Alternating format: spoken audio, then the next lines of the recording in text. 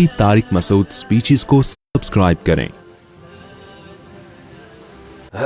अल्हम्दुलिल्लाहि नहमदुहु व नुसल्ली अला रसूलिहिल करीम, अम्मा बाद फ़अऊज़ु बिल्लाहि मिनश शैतानिर रजीम, बिस्मिल्लाहिर रहमानिर रहीम। फ़ला उक़सिमु बिमा तुबसिरून वमा ला तुबसिरून, इन्नहु लक़ौलु रसूलिन करीम वमा हुवा बिक़ौलि शाइरिन क़लीलन मा तुअमिनून।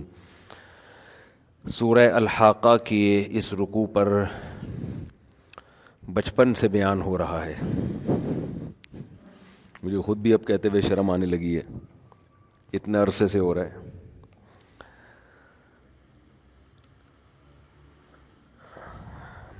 पिछले दर्स में ये बयान हुआ था, फ़ला उक़सिमु बिमा तुबसिरून वमा ला तुबसिरून, इन्नहु लक़ौलु रसूलिन करीम, कि ये जो कलाम आसमान से नाजिल हो रहा है इसको लाने वाला एक मुअज़्ज़ज़ फ़रिश्ता है।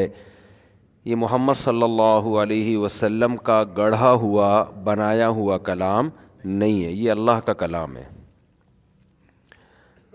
तो अल्लाह ने इस पे कसम उठाई उन चीज़ों की भी जिनको हम देखते हैं और उन चीज़ों की भी जिनको हम नहीं देखते। इस कायनात का ज़र्रा ज़र्रा इसकी गवाही दे रहा है। अब सवाल पैदा होता है, कायनात का ज़र्रा ज़र्रा कैसे गवाही दे रहा है कि ये अल्लाह का कलाम है? कोई ये कह सकता है ना, भाई कहाँ गओ, सूरज कैसे गवाही दे रहा है, ये चाँद कैसे गवाही दे रहा है, ये पहाड़ कैसे गवाही दे रहे हैं? वो इक़रा यूनिवर्सिटी के सब बच्चे मौजूद हैं? कौन कौन है इधर हाथ खड़ा करें यार। आप लोग को मैंने टाइम नहीं दिया, मुझे बड़ा अफसोस रहेगा सारी ज़िंदगी। तो जो यूनिवर्सिटी के लोग हैं ना, जो पढ़ाई में है, ये कल कौम के कुछ बनेंगे। ये क्या बनेंगे ये तो इन्हीं को पता है क्या बनेंगे। तो इक़रा यूनिवर्सिटी में पढ़ने के बावजूद तबलीग में वक्त लगा लेना, बयाना सुन लेना, दीन पे चल लेना, ये बड़े दिल गुर्दे की बात है। क्योंकि यूनिवर्सिटियों का जो माहौल है वो बहुत ही ख़राबी की तरफ जा रहा है, और उसमें इंसान को बड़ी बड़ी उमंगें कि मैं ये करूँगा, मैं यूँ करूँगा, वो करे ना करे लेकिन बर्बाद हो जाता है। तो इसलिए मैं कोई यूनिवर्सिटी का कोई शिकार नज़र आ जाए ना मुझे, तो उसको मैं ज़्यादा फोकस करता हूँ।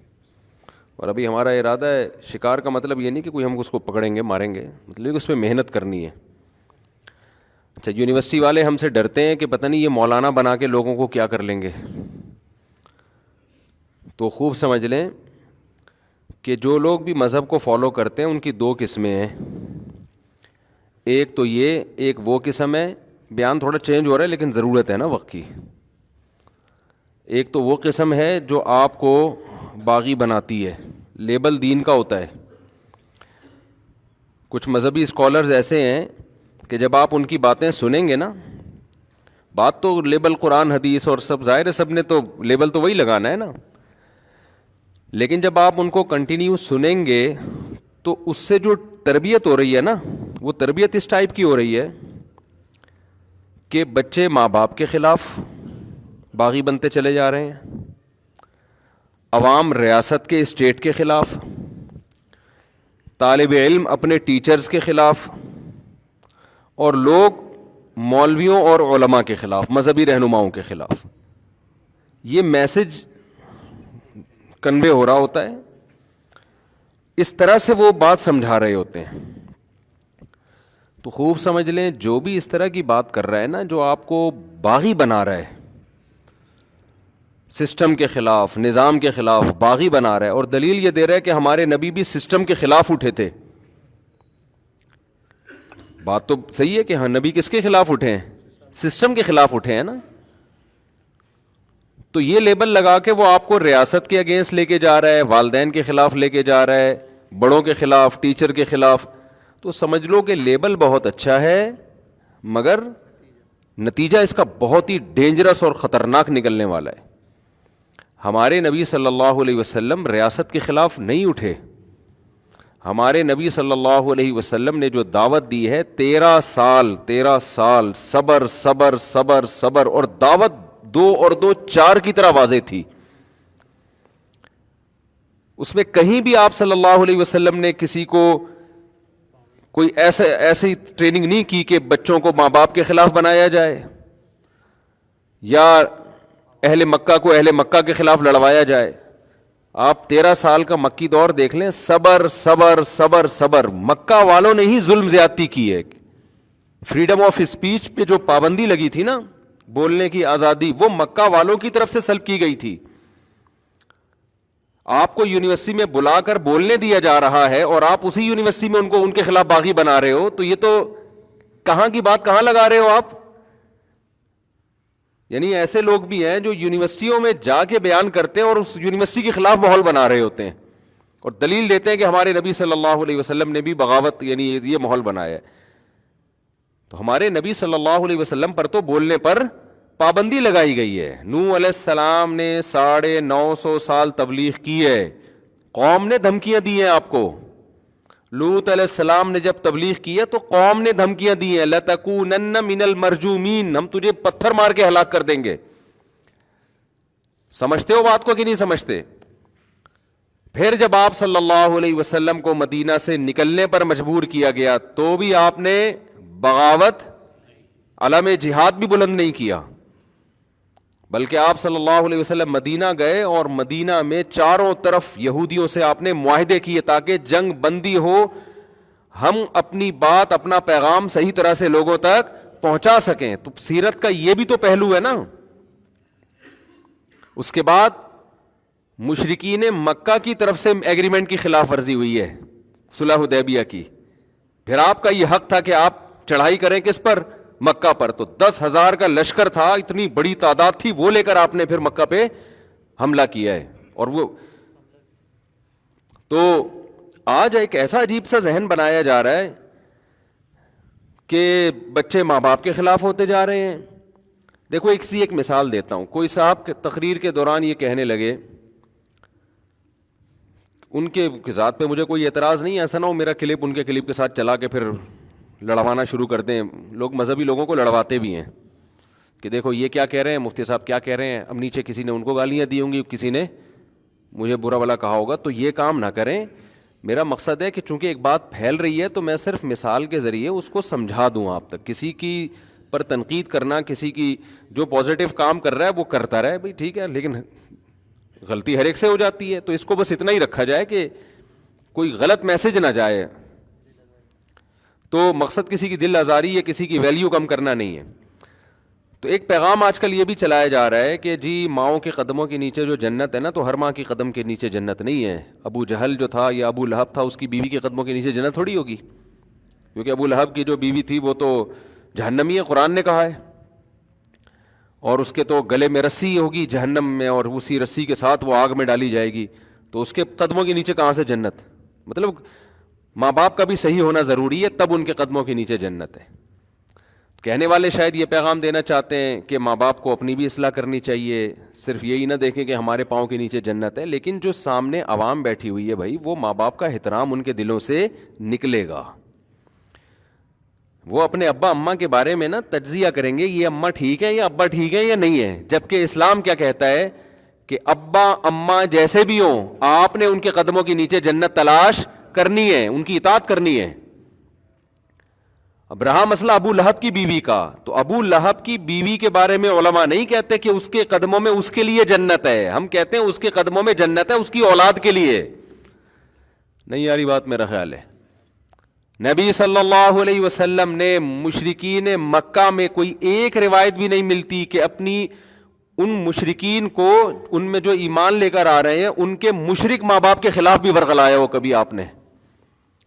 بلکہ سورہ لقمان میں تعلیم کیا ملتی ہے, سورہ عنکبوت, یہ مکی صورتیں ہیں, مکہ میں نازل ہوئی ہیں, جب چاروں طرف مشرکین پیغمبر صلی اللہ علیہ وسلم کو شدید نقصان پہنچانے کی کوشش کر رہے تھے. اس وقت کی آیت نازل ہوئی, وَإِن جَاهَدَاكَ عَلَىٰ أَن تُشْرِكَ بِي, کہ اگر یہ تمہیں مجبور کرے شرک کرنے پر, صرف کافر نہیں ہے بلکہ کافر بنانے کی بھرپور کوشش کر رہے ہیں. الفاظ دیکھو قرآن کے, وَوَصَّيْنَا الْإِنسَانَ بِوَالِدَيْهِ, ہم نے انسان کو وصیت کی ہے کہ اپنے والدین کے ساتھ اچھا سلوک کرے. وصیت کا لفظ قرآن نے استعمال کیا، حالانکہ وصیت اس حکم کو کہا جاتا ہے جو انسان مرتے ہوئے آرڈر دے کے جا رہا ہوتا ہے.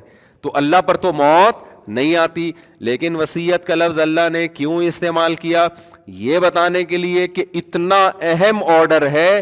جیسے مرتا ہوا جب کوئی آرڈر دے کر جاتا ہے تو چھوٹے موٹے آرڈر نہیں دیتا. بے انتہا تاکید کے ساتھ تمہیں کہہ رہا ہوں کہ اپنے ابا اور اپنی اماں کے ساتھ بے انتہا اچھا سلوک کرنا ہے.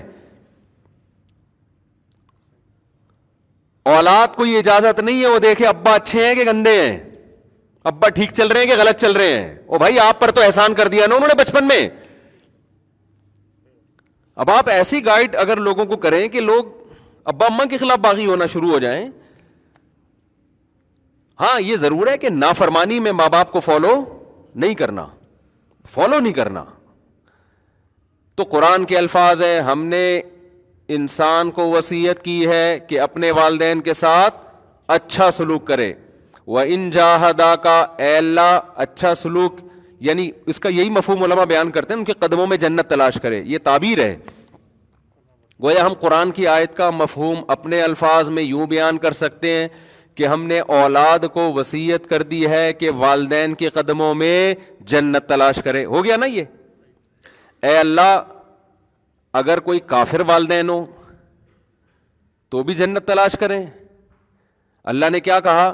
کافر تو دور کی بات، کافر سے اوپر کا درجہ یہ ہے کہ وہ چاہتا ہے کہ تم بھی کافر بن جاؤ، بلکہ اس سے اوپر کا درجہ یہ ہے کہ صرف چاہتا نہیں ہے، گن پوائنٹ پہ زبردستی تمہیں کافر بنانے کی کوشش. جاہدا کا جوہد سے نکلا ہے، مشقت اٹھا کے تکلیف اٹھا کے تمہیں کافر بنانے کی، زبردستی بنانے کی کوشش میں لگا ہوا ہے. تو بھی اللہ نے فرمایا فلا تطعہما، تو کفر اور شرک میں ان کی اطاعت نہیں کرنی. تو اللہ ٹھیک ہے جب اطاعت نہیں کرنی تو ان کے قدموں میں، تو وہ تو خود جنت میں نہیں جائیں گے تو ان کے قدموں میں جنت کہاں سے ہو گئی؟ اللہ نے فرمایا وصاحبہما فی الدنیا معروفا، دنیا میں ان کے قدموں میں جنت ہی تلاش کرنی ہے، ان کی خدمت کر کے. ماننا نہیں ہے ان کی بات کفر شرک کے معاملے میں، لیکن تمہارے لیے ان کے قدموں میں ہم نے جنت رکھ دی ہے. تو ان اسکالر سے یہ بڑی مسٹیک ہو رہی، میں کلپ سن رہا تھا، میں نے کہا بہت بڑی مسٹیک کی بات محترم کر رہے ہیں کہ وہ مثال دے رہے ہیں کہ کافر کے قدموں میں جنت کہاں سے آ گئی. بھائی علماء یہ تھوڑی کہتے ہیں کہ اس کے لیے جنت ہے، اس کی اولاد کے لیے جنت ہے. سمجھ میں آ رہی بات کہ نہیں آ رہی؟ آج کل یہ مسئلہ بھی ہے ٹیچر کے احترام میں کھڑے ہونا، یہ بھی آج کل ایک بڑا مسئلہ یونیورسٹیوں میں. دیکھو ہم ہر چیز میں نا یورپ کو فالو کر رہے ہیں، غیروں کو. غیروں کے ہاں ادب کی ڈیفینیشن الگ ہے. میں بار بار چیخ چیخ کے تھک گیا کہ گوروں کے پاس جو چیز ہے وہ لو ان سے، سائنس ٹیکنالوجی ہے خدا کے لیے لو ان سے، وہ تو لے نہیں رہے. تمیز تہذیب ہمارے پاس ہے، ان کے پاس نہیں ہے. ان کے ہاں نہیں ہوتا بڑے کیا ہیں چھوٹے کیا ہیں، ابا کیا ہے اما نہیں ہوتا. میں تو ابھی دیکھ کر آیا ہوں نا، اور دیکھنے کی کیا ضرورت ہے؟ آپ اتنے لوگ رہتے ہیں ان سے پوچھ لو. اب کچھ اسکالرز وہاں سے پڑھ کے آتے ہیں یا انہی یونیورسٹی پڑھے ہوتے ہیں، وہ سائنس ٹیکنالوجی کے نام پہ ہمارا جو ایک تہذیب والا کلچر ہے اس کو بھی کیا کر رہے ہیں؟ ختم. ہمارے ہاں ٹیچروں کا ویسے ہی احترام نہیں ہے، ایک تھوڑا سا رہ گیا تھا کہ آ رہا ہے تو کھڑے ہو جاؤ استقبال میں، وہ بھی ختم کر دیا اس کو غلامی سے تعبیر کر کے. تو تمیز جو تھوڑی بہت مارکیٹ میں رہ گئی وہ بھی کیا ہو جائے گی؟ ختم ہو جائے گی. اسلاف سے تو بہت ادب تمیز ملتا ہے ہمیں ٹیچروں کے بارے میں، وہ تو روحانی باپ ہے. یہ ادب قرآن سے، یہ کسی غیر کی عبادت نہیں ہے. کسی کے احترام میں آپ کھڑے ہو جاتے ہیں یا کسی کو رسپیکٹ دینا شروع کر دیتے ہیں، یہ عبادت تھوڑی کہلائے گی. تعظیم الگ چیز ہے، عبادت الگ چیز ہے. نبی صلی اللہ علیہ وسلم جو کھڑے ہونے سے منع کیا نا، وہ رہنے سے منع کیا ہے کسی اجمیوں کی طرح، اور اس بات سے منع کیا کہ کوئی شخص یہ چاہے کہ لوگ میرے استقبال میں کھڑے ہوں، اور ایسے شخص کے استقبال میں کھڑے بھی نہیں ہونا چاہیے جس کی یہ چاہت ہے، وہ عزت کی بھیک مانگ رہا ہے آپ سے.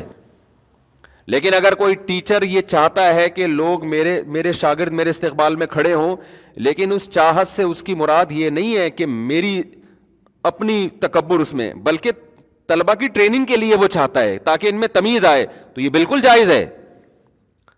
تو یونیورسٹیوں میں استاذوں کا احترام نکل رہا ہے, گھروں میں ابا اماں کا احترام نکل رہا ہے, چھوٹا بھائی بڑے بھائی کو نہیں مان رہا.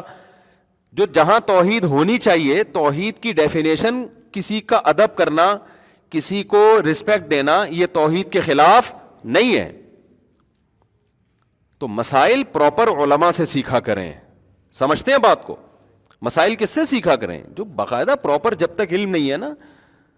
میں آپ کو صحیح بات بتاؤں, جب میں مدرسے گیا نا, ہمارے خاندان میں اللہ کا شکر ہے بڑوں کا ادب تھا, اب بھی ہے, لیکن جب میں مدرسے گیا ہم نے ٹیچروں کا ادب کرنا سیکھا تو پھر ہمیں اندازہ ہوا یار ابا کا ادب تو اس سے بھی زیادہ ہے اسلام میں, تو ہم تو وہ تو کر ہی نہیں رہے. اب اگر ہم مدرسے میں جاتے اور ہمارے اساتذہ ہمیں یہ محنت کرتے کہ صرف اللہ ہے, اللہ ہے سب کچھ, عبادت صرف اللہ کی ہوگی, مانی صرف اللہ کی جائے گی, ہم کسی کے غلام نہیں ہیں, ماں باپ کے بھی غلام نہیں ہیں, ریاست کے بھی غلام نہیں ہیں, لیبل لگا ہوتا توحید کا, سبحان اللہ الحمدللہ کی صدائیں گونجتی, یار یہ ہے توحید. لیکن اصل میں اس کا رزلٹ کیا نکل رہا ہوتا؟ ابے بھائی کون ماں باپ کی عبادت کرتا ہے بھائی کون ٹیچروں کی عبادت کرتا ہے؟ آہستہ آہستہ ہم کس طرف چلے جاتے ہیں؟ بدتمیزی کی طرف. ہم نے جب مدرسے گئے ماحول دیکھا, ماحول ہم نے یہ دیکھا کہ یار ٹیچروں کے نا, جب کوئی ٹیچر چپل اتار کے اندر جاتے ہیں تو شاگرد کیا کر دیتے ہیں, ان کی چپل کو سیدھا کر کے رکھ دیتے ہیں. اب یہ اسکولوں میں ہم نے نہیں میں تو اسکول بھی پڑھا ہوں, کالج بھی پڑھا ہوں, یہ اسکولوں میں کالجز میں ہم نے ماحول نہیں دیکھ, بلکہ بعض چیزیں تو ایسی دیکھی کہ بیان کرتے ہوئے بھی شرم آتی, بدتمیزی باقاعدہ ٹیچروں کے ساتھ. ہم حیران ہوئے یار یہاں ٹیچر کا اتنا ادب ہو رہا ہے کہ چپل سیدھی کر کے رکھی جا رہی ہے. اس وقت ہمیں یہ وسوسہ آیا کہ یار یہ تو ہمیں غلام بنایا جا رہا ہے, یہ تو ہمیں یعنی گویا اللہ کے علاوہ کسی کی عبادت کروائی جا رہی ہے, اتنی تمیز سے بیٹھو, اونچی آواز سے بات نہ کرو. تو ہم نے دیکھا کہ ہمارے ٹیچر اپنے ٹیچروں کے ساتھ بھی یہی کچھ کر رہے ہیں, اور پھر ان کی وہ اپنے استاذوں کے ساتھ, اور یہ سلسلہ ہمیں اسلاف سے ملتا ہے. صحابہ تابعین وہ تو اتنا ادب کیا کرتے تھے, اتنا ادب کہ آپ اور میں تو وہ تو افورڈ ہی نہیں کر سکتے, وہ تو اتنا زیادہ ٹیچروں کا ادب. تو ہمیں ہمارے استاذوں نے بتایا دیکھو ادب تمیز الگ چیز ہے, عبادت کیا ہے الگ چیز ہے. باقی شخصیت پرستی اس وقت ہے جب آپ غلط چیز میں بھی اپنے ٹیچر کو فالو کرنا شروع کر دیں, یہ ہے ناجائز. ادب کریں آپ, جیسے ماں باپ کو غلط بات میں فالو نہیں کرنا, ایسے ٹیچر کو بھی غلط چیز میں فالو نہیں کرنا. ہمیں یاد ہے ایک دفعہ ہم نے اپنے شیخ حضرت مفتی رشید احمد صاحب رحمہ اللہ سے عرض کیا کہ حضرت وہ آپ کہتے ہیں کہ شریعت میں یہ حکم ہے ایسے کرو, فلاں بزرگ جو ہمارے استاذ ہیں ہمیں پڑھاتے ہیں جن کا ہم بڑا احترام کرتے ہیں وہ تو ایسے نہیں کہتے, وہ تو یوں کرتے ہیں, تو ہمیں بھی یوں کرنا چاہیے. انہوں نے کہا بھائی بڑوں کا ادب احترام کیا جائے گا, اچھی چیزوں میں ان کو فالو کیا جائے گا, اگر ان میں کوئی غلطی ہے تو اس غلطی میں ان کو قطعاً فالو مت کرو. اور یہ صرف زبانی دعویٰ نہیں تھا, ہم نے ان کی زندگی میں دیکھا بھی. لیکن اختلاف کرتے تھے اپنے بڑوں سے, اختلاف بھرپور کیا. اگر لگا کہ ان کی دلیل ٹھیک نہیں ہے, اور اختلاف کا حق بھی اس کو ہے جس کے پاس پراپر علم ہو, ایسا نہ ہو خام خام اختلاف کرنا شروع کر دیں, آپ میں فہم ہے نہیں, صلاحیت ہے نہیں, اور آپ بڑوں سے اختلاف کرنا شروع کر دو یہ سوچ کے کہ میرے پاس علم ہو. بھائی علم ہی نہیں ہوتا بعض دفعہ آپ کے پاس, لیکن اگر نالج ہے آپ کے پاس, علم ہے, دلیل سمجھ میں آ گئی آپ کے, تو پھر حضرت ادب کے دائرے میں بڑوں سے اختلاف کرتے تھے. اور کتنے مسائل میں اختلاف کیا ہے, فتویٰ دیا اس پر, لیکن اختلاف بھی کتنا تمیز سے. اب میں آپ کو اس کی ایک اور مثال دیتا ہوں. یہ تمیز مارکیٹ میں شارٹ ہو رہی ہے. پھر کچھ اوپر سے ایسے مذہبی اسکالرز آ رہے ہیں جو بیچاروں کی نیت اچھی ہے, کام اچھا کرنا چاہتے ہیں, لیکن وہ اس طرح سے کر رہے ہیں کہ تھوڑی بہت تہذیب رہ گئی ہے نا, اس کا بھی بیڑا غرق ہو رہا ہے. تو وہ ہمارے حضرت کیا کیا کرتے تھے, حضرت فرمایا کرتے تھے کہ میرا جب کسی بڑے سے اپنے استاد سے اختلاف ہوتا ہے نا کسی مسئلے میں, اور وہ مسئلہ اس نے کسی کتاب میں, جیسے ایک بہشتی زیور کی مثال لے لیتا ہوں. مولانا شرف علی تھانوی رحمۃ اللہ علیہ ہمارے حضرت کے استاذوں میں سے ہیں, یا استاذوں کے استاذ میں سے ہیں. تو حضرت فرماتے ہیں میں جب اختلاف کرتا ہوں نا بہشتی زیور کے کسی مسئلے پر کہ مجھے اس سے اتفاق نہیں ہے, تو میں مولانا شرف تھانوی کا نہیں کہتا کہ مولانا تھانوی نے یہ غلط لکھا ہے.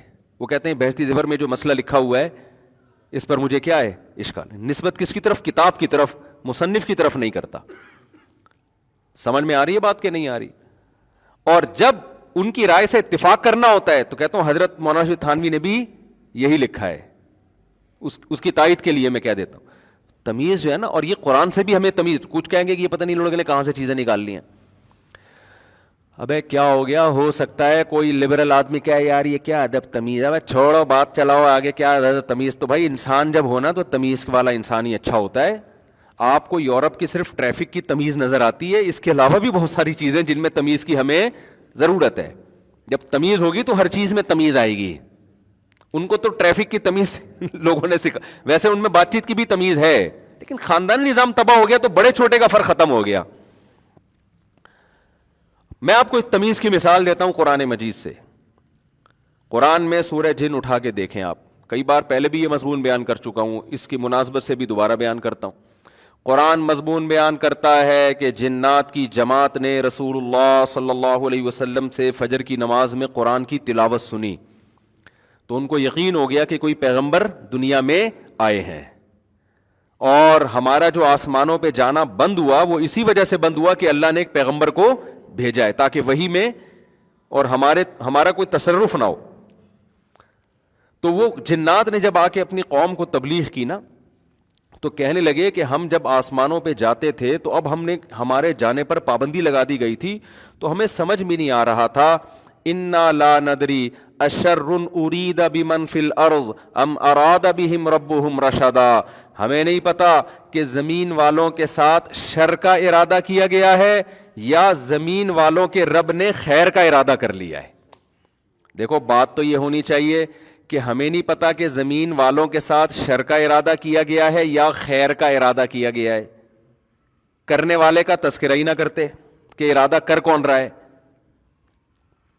بھائی یوں کہتے نا, کیا ہو گیا صاحب کہاں سے آئے آپ, غلط بات تو نہیں کر رہا, بات سمجھ میں آ رہی ہے, شیرشاہ سے آئے نا. بھائی الفاظ یا تو یوں ہوتے کہ ہمیں نہیں پتا کہ زمین والوں کے ساتھ شر کا ارادہ کیا گیا ہے, پیسو وائس, فعل مجہول, سبجیکٹ کا تذکرہ نہیں ہوتا. زمین والوں کے ساتھ شر کا ارادہ کیا گیا ہے یا خیر کا ارادہ کیا گیا ہے. ہمارا آسمانوں پہ داخلہ بند ہو گیا, بس ہمیں یہ پتا ہے اب ہونے کیا والا ہے, اچھا ہونے والا ہے برا ہونے والا ہے. وہ سانو کیا کہتے ہیں پنجابی میں, سانو نہیں پتا کہ کی ہو رہا ہے, یہ ہونے والا کی ہے. سبجیکٹ کا تذکرہ ہی نہ کرتے, اور اگر کرتے اللہ کا تذکرہ انہوں نے کیا, یا تو پھر یوں کہتے کہ ہمیں نہیں پتا کہ رب نے جو اس کائنات کو بنانے والا ہے, زمین کا رب ہے, اس نے شر کا ارادہ کر لیا ہے یا خیر کا.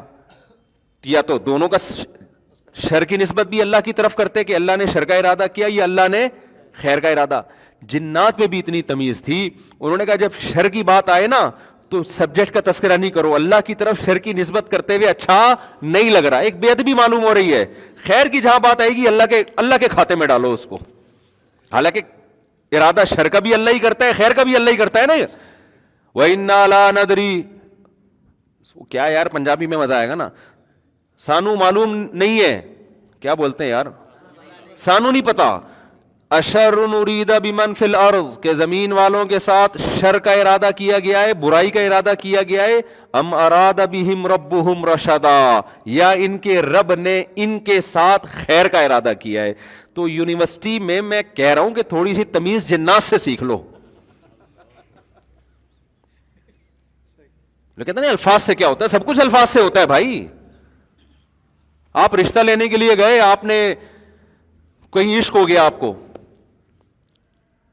اب آپ ایک تمیز والا طریقہ ہے, وہ تو میں کئی دفعہ بتا چکا ہوں نا, دوبارہ نہیں چھیڑوں گا اس کو. پھر ٹک ٹاک پہ وہ بن جاتا ہے کہ چائے ڈبو ڈبو کے کھا رہے ہو, اور وہاں جا کے تمیز.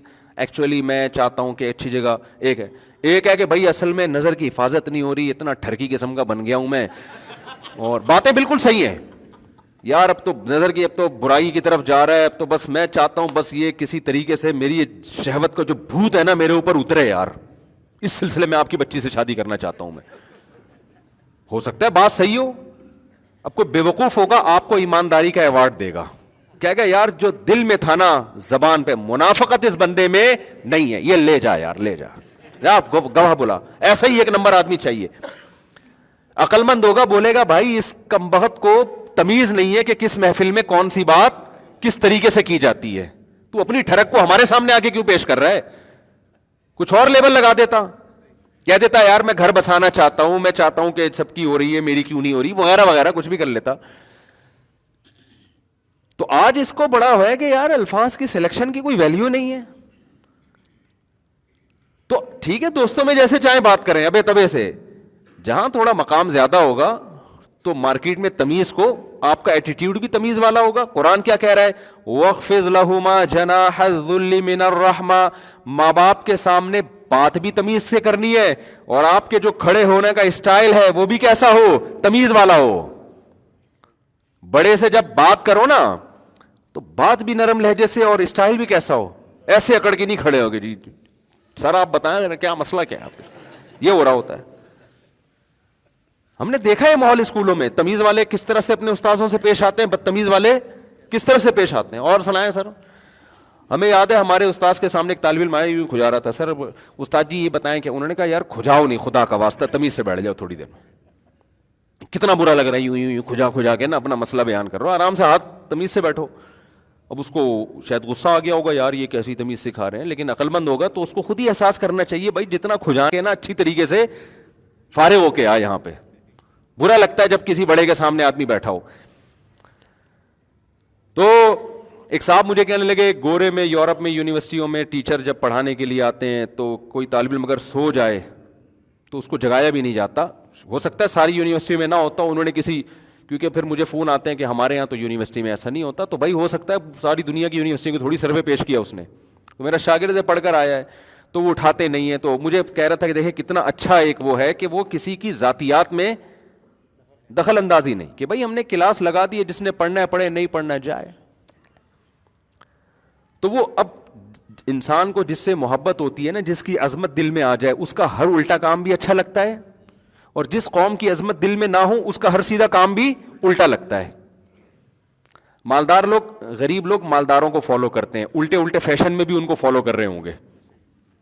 جب ایک مقام مالدار کر رہے ہیں نا تو مالداروں کی عظمت دل میں ہوتی ہے, اب وہ جو الٹا کام بھی کریں گے وہ فیشن بن جائے گا. مائیکل جیکسن کے کام سیدھے تھے الٹے تھے, سر کے بالوں کا اسٹائل سیدھا تھا الٹا تھا, الٹا اسٹائل تھا. جو اس نے وہ کروائی اپنی پلاسٹک سرجری کروائی, وہ صحیح کام کیا الٹا کام. بچپن کی تصویریں دیکھو, زیادہ اچھا لگ رہا ہے یار زیادہ اچھا لگ رہا ہے نا, سب اتنی اٹریکشن اس میں آ رہی ہے, بالکل جیسے ہوتے ہیں ماشاءاللہ. اس کے بعد آپریشن کرا کرا کے پتہ نہیں کیا بن گیا, رنگ گورا کروا لیا, یہ کروا لیا. اب ہمارے نوجوان بھی, جب مائیکل جیکسن کا دور تھا, سارے کیا بن رہے تھے, وہی بننے کی کوشش کر رہے تھے. تو یہ انسان ہے. اب کیا ہو گیا کہ اس کلچر میں کوئی چیز بری آ گئی ہے, اس کو بھی کیا کیا جا رہا ہے, ایک اچھا عنوان تراشا جا رہا ہے. اب ایک کلاس میں سو رہا ہے, یہ استاذ کی بے ادبی ہے, وہ ٹیچر ہے, وہ روحانی باپ ہے آپ کا, جب وہ پڑھا رہا ہے تو آپ جاگو. سو رہے ہو تو اس پہ یہ تو لیبل نہ لگاؤ نا کہ ہماری آزادی ہے, تو سونے کے لیے کیوں آئے کلاس میں. ہم تو نہیں سونے دیتے اپنی کلاس میں کسی کو, کوئی سو رہا ہو تو میں تو اٹھوا دیتا ہوں, بھائی اس کو جگا یار, آرام سے کہتا ہوں تمیز سے کہ کیا ہو گیا, خیریت سے ہیں آپ, تکیہ لے آؤں, اس طرح سے کوئی پراپر انتظام کر دیں آپ کے لیے, وہ جاگ جاتا ہے تھوڑی. لیکن یہ تو نہیں کہ استاذ پڑھا رہے ہوں خراٹے لے کے ادھر, یہ بے ادبی ہے, ٹیچر کی بے ادبی ہے یہ. تو پہلے زمانے میں تو بہت احترام ہوا کرتا تھا, اب تو وہ احترام ختم ہو رہا ہے, تو اب مزید ختم کیا جا رہا ہے کہ میری رسپیکٹ. جب احترام ختم ہوتا ہے نا, ماں باپ کا, ٹیچر کا, بھائیوں کا, تو پھر ہر بڑے کا آہستہ آہستہ خدا کا بھی احترام ختم ہو جاتا ہے. خدا کے باغی بھی اکثر وہی لوگ بنتے ہیں جو ماں باپ کے باغی ہوتے ہیں. اور اسلام میں تو بڑے بھائی کا بڑا احترام ہے. حضرات فقہا نے لکھا ہے کہ باپ کے بعد بڑا بھائی ہی باپ کے قائم مقام ہے. آج کون بڑے بھائیوں کو پوچھ رہا ہے بھائی. تو تمیز مارکیٹ سے کیا ہو رہی ہے, بولو, شارٹ ہو رہی ہے. تو تمیز سیکھیں, یہ تمیزدار لوگوں میں رہ کے آتی ہے انسان کو. میں نہیں دعویٰ کرتا کہ میں بہت تمیزدار ہوں, لیکن اللہ نے مجھے جو صحبت دی, بہت سے تمیز والے لوگوں میں بیٹھنے کی اللہ نے توفیق دی. کیونکہ جب اسکول سے ہم گئے نا تو ہم نے کہا بھائی یار تمیز تو اس کو بولتے ہیں یار. میں نے اپنے استاد سے ایک دفعہ مسئلہ پوچھا, تو ان کے بھی استاذ بیٹھے ہوئے تھے, تو ہمارے استاذ مجھ پہ غصہ ہوئے کہ جب سینئر بیٹھے ہوئے ہیں, بڑے حضرات بیٹھے ہوئے ہیں, تو پھر یہ بے ادبی کی بات ہے آپ مجھ سے پوچھ رہے ہیں. آپ کن سے پوچھیں, ان سے پوچھیں. آج تو کیا ہوگا, آپ بڑے سے پوچھ رہے ہیں, چھوٹا آئے گا, اب اس سے کیوں پوچھ رہا ہے, مجھ سے پوچھنا بھائی, تو میں ہوں نا جب, تو مجھے, میں بتاؤں گا تجھے, یہ تو ان کو تو کچھ بھی نہیں آتا. آپ جب کہو کہ یار یہ تو آپ غلط کر رہے ہو، کہتا ہے آپ غلط کیا کر رہے ہیں، میں دلیل کو مانتا ہوں بھائی، بڑا چھوٹا ہمارے ہاں بڑے چھوٹے کوئی بھی نہیں ہوتے. تو اس کا نتیجہ نکل رہا ہے کہ ہر آدمی دوسرے کی ٹانگیں کھینچنے میں لگا ہوا ہے. بدگمانیاں، بد زبانیاں، بدتمیزیاں، نہ گھروں میں احترام باقی رہا ہے، بڑے بھائی کا، بڑی بہن کا. بڑی بہنوں کو ماں جیسا سمجھا جاتا تھا، بڑے بھائی کو باپ جیسا سمجھا جاتا تھا. کوئی گاؤں دیہاتوں میں رہ گئی ہیں یہ چیزیں. تو اسکولوں میں، کالجز میں، یونیورسٹیوں میں یہ تمیز سکھانے کی بہت شدید ضرورت ہے. بھائیوں کے نام یہ بھائی جان کہا کرتے تھے پہلے، اب وسیم کیا کر رہا ہے بھائی تو، یہ چل رہا ہے. بھائی جان کا لقب ہی گیا، رشتے کو وہی چلا گیا. تو وہی ہو جائے گا بالکل آزاد ہر آدمی. اچھا اس کو تعبیر کرتے ہیں آزادی سے. اس کو کس سے تعبیر کرتے ہیں؟ یعنی آپ دیکھیں نا، ہیومن رائٹس اور ویمن رائٹس کے نام پہ جو تنظیمیں، جو حقوق چل رہے ہیں، اس میں اولاد کے حقوق ملیں گے آپ کو، ماں باپ کے حقوق نہیں ملیں گے. یعنی ماں باپ اگر ذرا سی تیز آواز سے بچے سے بات کرتے ہیں تو انسانی حقوق کی تنظیمیں حرکت میں آتی ہیں کہ بچے کے ساتھ آپ کا یہ ایٹیٹیوڈ کیوں ہے. بچہ آگے سے رپلائی کرتا ہے تو ماں باپ کے خلاف بدتمیزی پر کوئی سزا نہیں ہے، بلکہ ماں باپ کو سزا ملے گی کہ آپ نے اس سے اونچی آواز سے بات کی کیوں. اس کے جواب میں اس نے یہ کہا ہے. نہ بوڑھوں کے حقوق کی بات ہے، ریاست حقوق اٹھا رہی ہے. اولاد کی ذمہ داری ہے نا، تمہارے محسن ہے بھائی، ریاست کی تھوڑی ذمہ داری ہے. ریاست تو بوڑھوں کو بڑا پروموٹ کر رہی ہے، بہت بہت ان کو کیئر کر رہی ہے معذوروں کی، لیکن جو رشتے ہیں وہ کچھ بھی نہیں کر رہے بیٹھ کے. تو خیر کہاں سے کہاں بات چلی گئی. تو میں یہ عرض کر رہا تھا کہ دیکھو اسکالرز بھی جو یونیورسٹیوں میں کام کر رہے ہیں نا، یہ جو یونیورسٹی کے طلبہ آئے ہوئے ہیں، ان کو دیکھ کے میں نے یہ بیان شروع کیا ہے کہ ان کو میں نے ٹائم نہیں دیا بیچاروں کو نا، تو میں نے کہا چلو آج بیان میں تھوڑا سا آپ لوگ کے بھی فائدے کی باتیں، کوئی الگ تو نہیں ہے. تو there are 2 types of scholars in universities. اتنی انگلش مجھے بھی آتی ہے. یونیورسٹیوں میں اسکالرز کی کتنی قسمیں چل رہی ہیں؟ 2. ایک یعنی یا تو مذہب کی طرف آتے ہی نہیں ہے، الحاد چل رہا ہے، ابے کیا مولانا لگا کے رکھی ہوئی ہے، ابے کیا وہ بالکل خدا کے منکر ہو رہے ہیں. ایک صاحب میرے پاس آئے، مجھے کہنے لگے کہ میں جن پروفیسروں میں بیٹھتا ہوں نا، ایک دن مجھے کہنے لگے کہ یار ہم مر گئے نا تو جلا دینا. ہم نے کہا خیریت ہو بھائی؟ کہہ رہے ہیں ابے کچھ نہیں ہوتا، قبر وبر، جنازہ، کفن وفن، یہ سب جب مری گئے تو بس جلا دو یار، ٹینشن ہی نہ ہو. تو یہاں تک نوبت پہنچ گئی ہے اب کہ خدا کے منکر، خدا کا انکار ہے تو پھر آگے سب چیزوں کا پھر کیا جنم. میں نے کہا ان سے کہیں گے جلانے کی، دیکھو آپ انسانیت کی خدمت کرو، جب خدا ہی نہیں ہے تو انسانیت کی خدمت کے تو آپ قائل ہو نا. تو مرنے کے بعد آپ ایسا کرو کہ اپنی بوٹیاں بنوا کے وہ ڈبوں میں پیک کر کے سیلاب زدگان کو پہنچا دو، یا کہیں غریب علاقوں میں پہنچا دو، یا ویسے ہی کسی تاجر کو دے دو، بیچ کے اپنے بچوں کا پیٹ بھر لے گا. نہیں یاری بات سمجھ میں؟ تو یہ تکلف کی کیا ضرورت ہے؟ جلانے کا خام خواہ میں ماحول خراب ہوگا نا. جب دھواں اٹھے گا تو آکسیجن کی کمی ہو جائے گی، کاربن ڈائی آکسائڈ بہت زیادہ پھیلے گی. تو جب ہم تو اس لیے غسل، کفن، جنازہ کے انسان ہے اس کی تعظیم ضروری ہے، یہی ہے نا. تو جب آپ کی نظر میں تعظیم ہی ضروری نہیں ہے کہ وہ اتفاق سے پیدا ہوئی ہوئی ایک چیز ہے، بندر سے کی دم غائب ہوئی تھی تو انسان بن گیا، تو جب یہ ایویں میں سب کچھ ہو رہا ہے تو پھر اگر اتفاق سے مر بھی گیا تو یار پھر کسی غریب کے کام آ جائے، کیا خیال ہے؟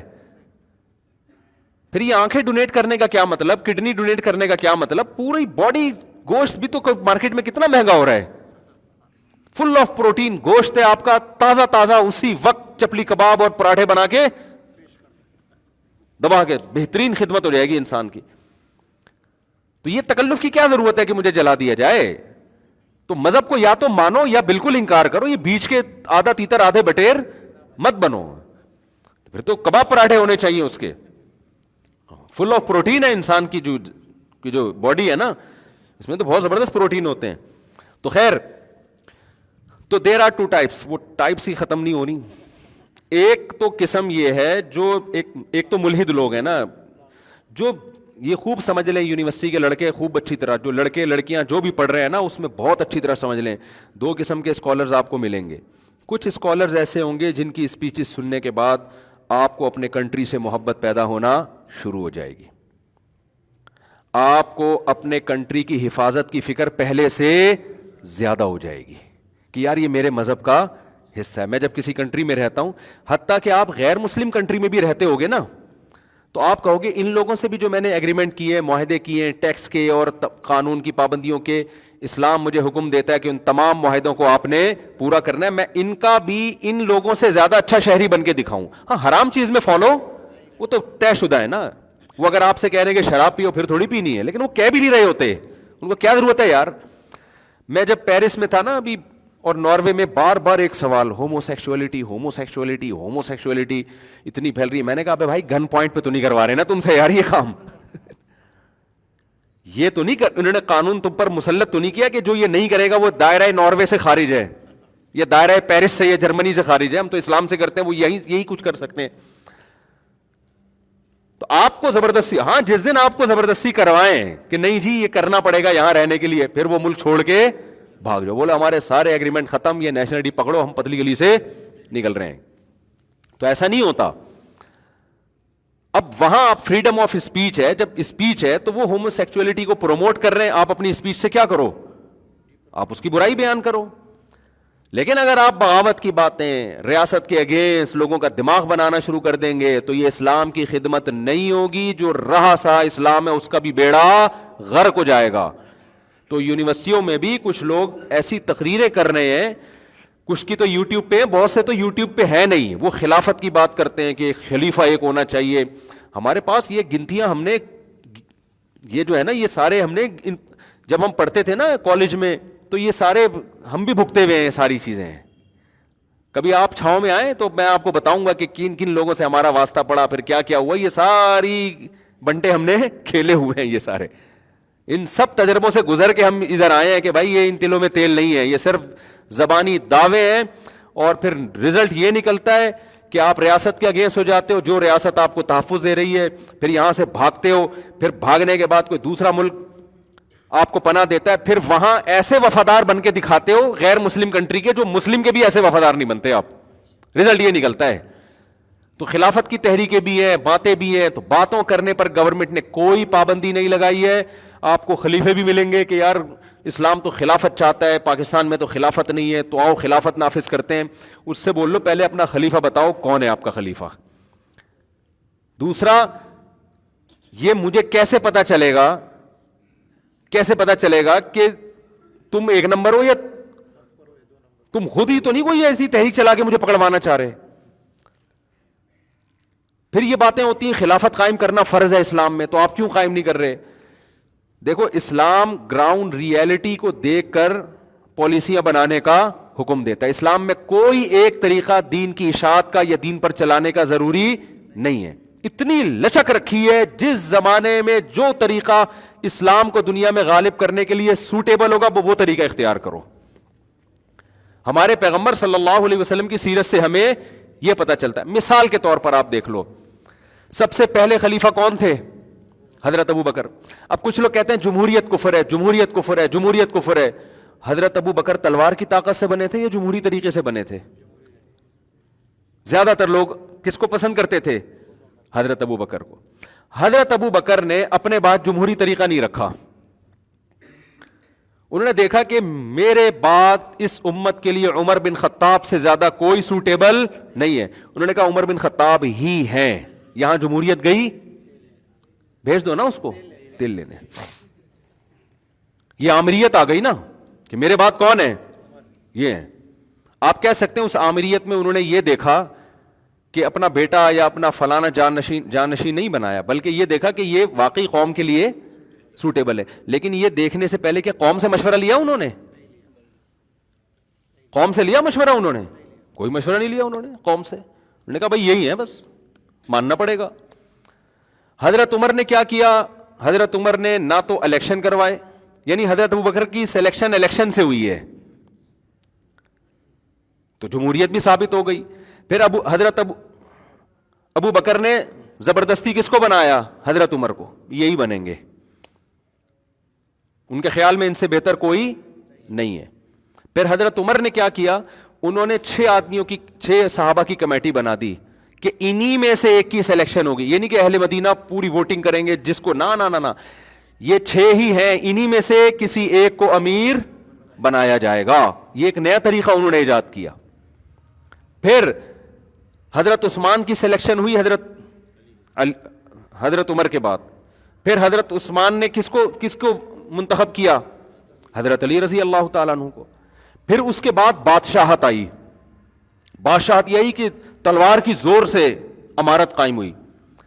اس کو بھی نبی نے غلط نہیں قرار دیا, بلکہ بخاری مسلم میں حدیث ہے اسمعوا واطیعوا ولو سلط علیکم رجل حبشی کأن رأسہ ذبیبا, کہ سننا ہے, اطاعت کرنی ہے, بغاوت نہیں کرنی, فالو کرنا ہے حاکم کی بات کو, اگرچہ حبشی غلام تم پہ مسلط کر دیا جائے. مسلط کا مطلب یہ ہے کہ پبلک میں کوئی بھی نہیں چاہتا تھا, گن پوائنٹ پہ تلوار کی طاقت سے زبردستی وہ تم پر کیا ہو گیا؟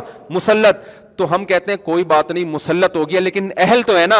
نبی نے فرمایا اہل بھی نہیں ہے, حبشی غلام ہے, غلام حکومت کا اہل نہیں ہوتا.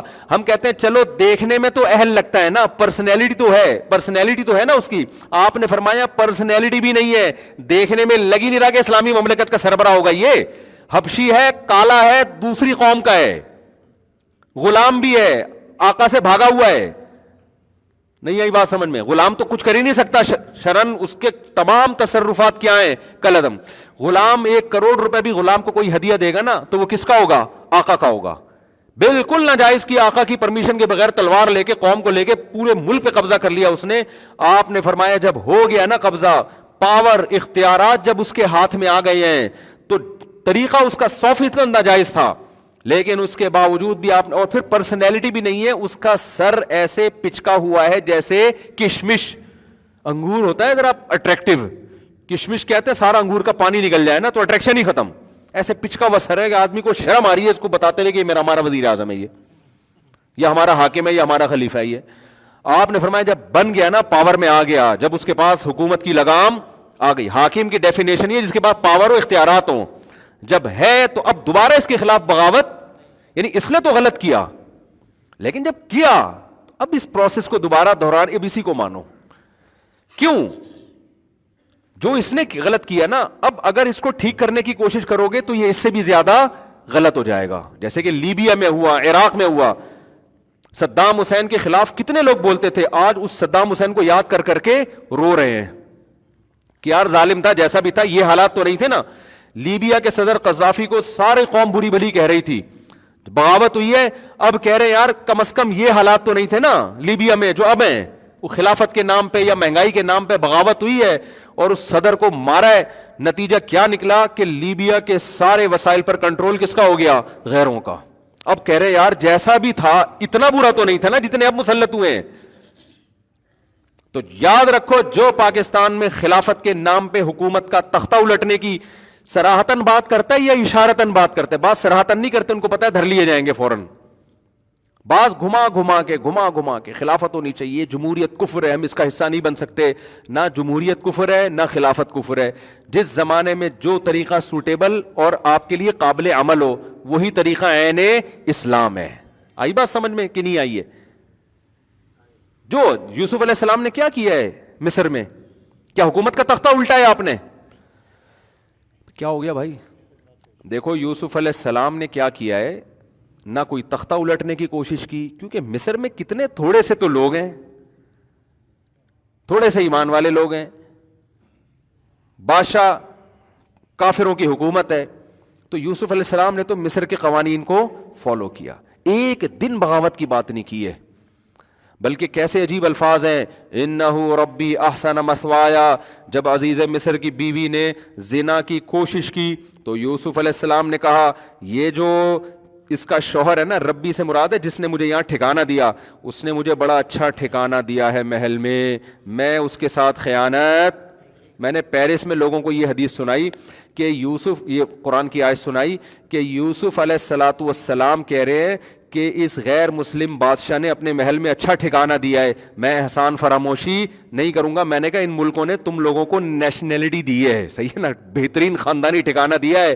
تم یہاں خلافت کے نام پہ, بغاوت کے نام پہ ان کے ساتھ ناانصافی مت کرنا, ان کا احسان مانو اور اس کے قوانین کو فالو کرو.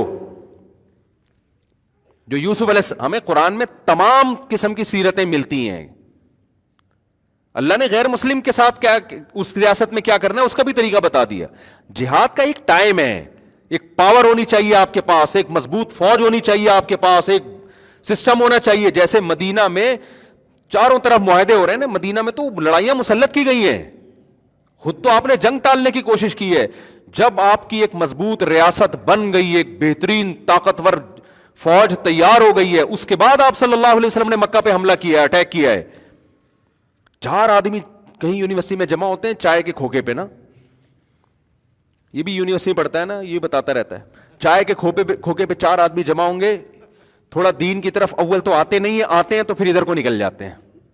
ایسا ہی ہے نا, آپ کے یہاں شاید اقرا میں ایسا نہیں ہوگا, کہ کراچی یونیورسٹی میں بہت ہو رہا ہے ایسے. تو 4 آدمی جمع ہوتے ہیں, وہ تھوڑا دین پر آئے, داڑھی واڑی رکھ لی, تبلیغ میں وقت لگا لیا, تبلیغ میں وقت لگا کر آئے, تو پھر ان کو 6 آدمی گھیر لیتے ہیں, آ جاؤ بھائی ادھر آ جاؤ, تم بتاؤ خلافت قائم کرنا فرض ہے یا نہیں ہے؟ یہ کب تک لوگوں کو نماز روزے کی ترغیب دیتے رہو گے, بالوں کے بال صاف کیا کرو اور یوں کیا کرو؟ یہ کیا ہے یار, یہ کیا؟ اصل تو نظام ہے, نظام, سسٹم. دودھ پتی کے پیسے ان کے پاس نہیں ہوتے, وہ چندہ لیا ہوا ہوتا ہے انہوں نے. تو مروائیں گے بھائی تمہیں, مروائیں گے تمہیں. تو گراؤنڈ ریئلٹی کو دیکھ کر جو پالیسیاں بنتی ہیں وہ پائیدار ہوتی ہیں. جو گراؤنڈ ریئلٹی کو دیکھ کر کام نہیں ہوتا تو دلائل ہر ایک کو مل جاتے ہیں.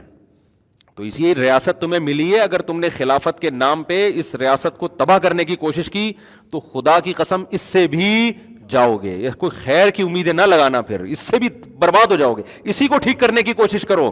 لوگ کہتے ہیں ٹھیک نہیں ہو رہی, تو جو کام نہیں ہو رہا اس کو اس طریقے سے کرنا کہ اس سے بھی زیادہ غلط ہو جائے. دیکھو ایک پاورفل آدمی آپ سے 1 لاکھ روپے لے کے بھاگ گیا, آپ اس کے پاؤں پکڑا, بھائی میرے قرضہ دے دے, میرا قرضہ دے دے, میرا قرضہ دے دے. تمیز سے دے نہیں رہا, وہ کہہ رہے نہیں میں نہیں دے رہا, جا جو اکھاڑنا ہے اکھاڑ لو. اب آپ نے کیا کیا, آپ نے بولا بیٹا میں اب اس کی ایسی کی تیسی, اس کی تو ناک پھوڑوں گا میں. لوگوں نے کہا بھائی تو اس کی ناک پھوڑے گا نا, اس کی پھوٹے یا نہ پھوٹے تیرے دانت ٹوٹ جائیں گے, یہ بڑا پاورفل آدمی ہے. تو آپ جواب میں کہہ رہے ہیں یار تو ایسے تو پھر میں ایسے ہی بیٹھا رہا ہوں, ایسے تو کچھ ہونے والا ہی نہیں ہے, ایسے تو میرے پیسے ڈوب جائیں گے. تو ہم کیا کہیں گے کہ اگر تو اس سے زبردستی پیسے نہیں نکال سکتا تو کیا وہ طریقہ اختیار کرنے کا حکم دیا جائے گا کہ جو اگلے 1 لاکھ بھی تیرے جائیں؟ یہی کہا جائے گا نا, یا تو 2 کروڑ کے دانت لگے ہوئے یہ بھی تیرے جائیں, اس سے پیسے پھر بھی نہیں نکلیں گے. جو پارٹس تیرے باقی رہ گئے ہیں نا, 2-3 کروڑ کے پارٹس اللہ نے جو دیے ہیں, اور جو ایٹمی خزانے تمہیں اللہ نے عطا فرمائے ہیں, یہ تمام کے تمام خزانے کیا ہو جائیں گے؟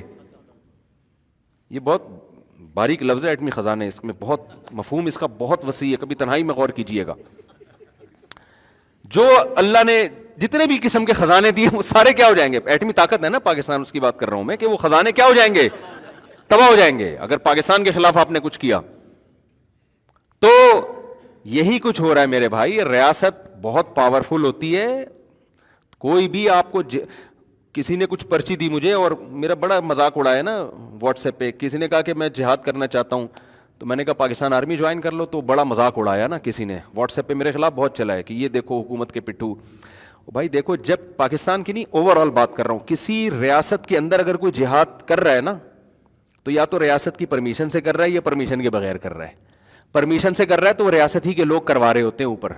پرمیشن کے بغیر کر رہا ہے تو اگر کر رہا ہے نا تو اس کا مطلب ریاست کھیل رہی ہے اس سے, کہ جب تھوڑا کرنے دو 4-6 ہو جائیں گے تو پکڑ کے اکٹھے ہی اندر کر دیں گے. کیونکہ دنیا میں کوئی کنٹری, کوئی ریاست مسلح تحریک چلانے کی ملک کے اندر اجازت نہیں دیتی ہے, کوئی ریاست نہیں دیتی. اگر دی بھی ہے نا اس نے, تو سمجھ لو کوئی بہت بڑا گیم تمہارے ساتھ ہونے والا ہے, بہت بہت خطرناک گیم ہونے والا ہے. اس نے کھلی چھوٹ دی ہوئی ہے کہ 2-4 آدمیوں کو کیا پکڑ کے اندر کریں, ہول سیل کے حساب سے اکٹھے ہی پکڑ کے اندر کر لیں گے. اس لیے میں نے نوجوانوں کو بربادی سے بچانے کے لیے, کہ ریاست پاکستان ایک ریاست یہاں کے جہاد کی بات کر رہا ہوں, پوری دنیا کی بات تھوڑی کر رہا تھا میں اپنی پرچی میں. جب مجھ سے پرچی آئی نا کہ میں جہاد تو نہیں ہوں, تو پاکستان کی بات کر رہا ہے نا, وہ پوری دنیا کی میں بات نہیں کر رہا, پوری دنیا کی بات نہیں کر رہا میں. یہاں جب کوئی جہاد کے لیے بات کرے گا نا, یعنی تو بھائی یا تو آرمی جوائن کرو تمیز سے, نہیں کر رہے تو اس کا مطلب پھر یہ ہے کہ کچھ بھی ہو سکتا ہے تمہارے ساتھ. پھر تو ایسا نہ کوئی تمہیں بیوقوف بنا رہا ہو جہاد کے نام پہ, وہ تمہاری صلاحیتوں کو غلط استعمال کر رہا ہو, یا وہ خود بیوقوف بن رہا ہو, اسے کوئی اور اس کو ٹوپی کرا رہا ہو. اور کچھ تنظیمیں ایسی ہیں ملک کے اندر جو خلافت کی زبردست تحریکیں چلا رہی ہیں, اور 20 سال سے میں تو جب سے یعنی سنتا آ رہا ہوں نا, ان کا ایجنسیوں کی ان کے بارے میں پالیسی یہ ہے کہ جب وہ بات چلتے ہیں نا ہم خلافت قائم کریں گے ملک پاکستان کے اندر, وہ باغیانہ ذہن بنا رہے ہوتے ہیں پاکستان کے اندر, تو حکومت یہ کر رہی ہوتی ہے ایجنسیاں کہ 4 آدمی اگر ایک یونیورسٹی میں ہیں تو ٹھیک ہے, 5واں ہو تو پرانے والے میں سے ایک کو اٹھا لو. نہیں یہی بات سمجھ میں, 4 ہو گئے 5 ہو گئے, کہتے ہیں برداشت ہے, جیل میں بھی اتنا مسئلہ ہے ہمارے لیے, کہاں روٹی پانی کھلانی پڑے گی, تو ابھی 5-6 بیٹھے ہوئے ہیں دودھ پتی پی رہے ہیں, تھوڑا سا چلنے دو. تو جب چھٹا ہوگا نا ان کو پتا ہے ابھی یہ برداشت سے کیا ہو رہے ہیں باہر, نئے والے کو نہیں اٹھاتے, پرانے میں سے ایک کو کیا کر دیتے ہیں شارٹ. تو کہتے ہیں عظیم قربانیاں ہمارے لیڈر دے رہے ہیں, جیلوں میں بھرے ہوئے ہیں, اور ہمارے عظیم لوگ ہیں, ہمارے حضرت جی کو 20 سال کے بعد اٹھا لیا گیا ہے, اب ہم اس کو انشاءاللہ کنٹینیو کریں گے. او بھائی کنٹینیو تو تم کرو گے نا, تو تم بھی 6, 7, 8 تک جب پہنچو گے تو پرانے 2 مارکیٹ سے کیا ہو جائیں گے. گورنمنٹ بہت پاورفل ہوتی ہے, تو یا تو سیدھا فوج میں چلے جاؤ, بارڈر کی حفاظت کرو. آپ کہہ سکتے ہو فوج میں بہت 2 نمبر لوگ بھی ہیں, تو آپ 1 نمبر چلے جاؤ, فوج نے کوئی پابندی تھوڑی لگائی ہے. ISSB کا جو بھی امتحان دے گا وہ کلیئر ہو جائے گا. داڑھی والے جائیں گے تو مذہبی رجحان بنے گا, لبرل لوگ جائیں گے تو لبرل آرمی بن جائے گی. وہ تو آپ کے اچھا لوگ یہاں کہتے ہیں یہ ہو ہی نہیں سکتا, سلیکشن میں مذہبی لوگوں کو رکھتے ہی نہیں ہے. یہ مشاہدے کے خلاف ہے, یہ مشاہدے ہیں. آپ کو یقین نہیں آتا, میں آرمی میں اتنے بڑے لیول کے آفیسر سے آپ کو ملوا سکتا ہوں جو تہجد گزار ہیں, رمضان میں تراویح, ہر طرح کے لوگ ہیں, کرپٹ بھی ہیں, ایماندار بھی ہیں, دیندار بھی ہیں, لبرل بھی ہیں. تو جس طرح کی پبلک جائے گی اسی طرح کی پبلک آگے آئے گی.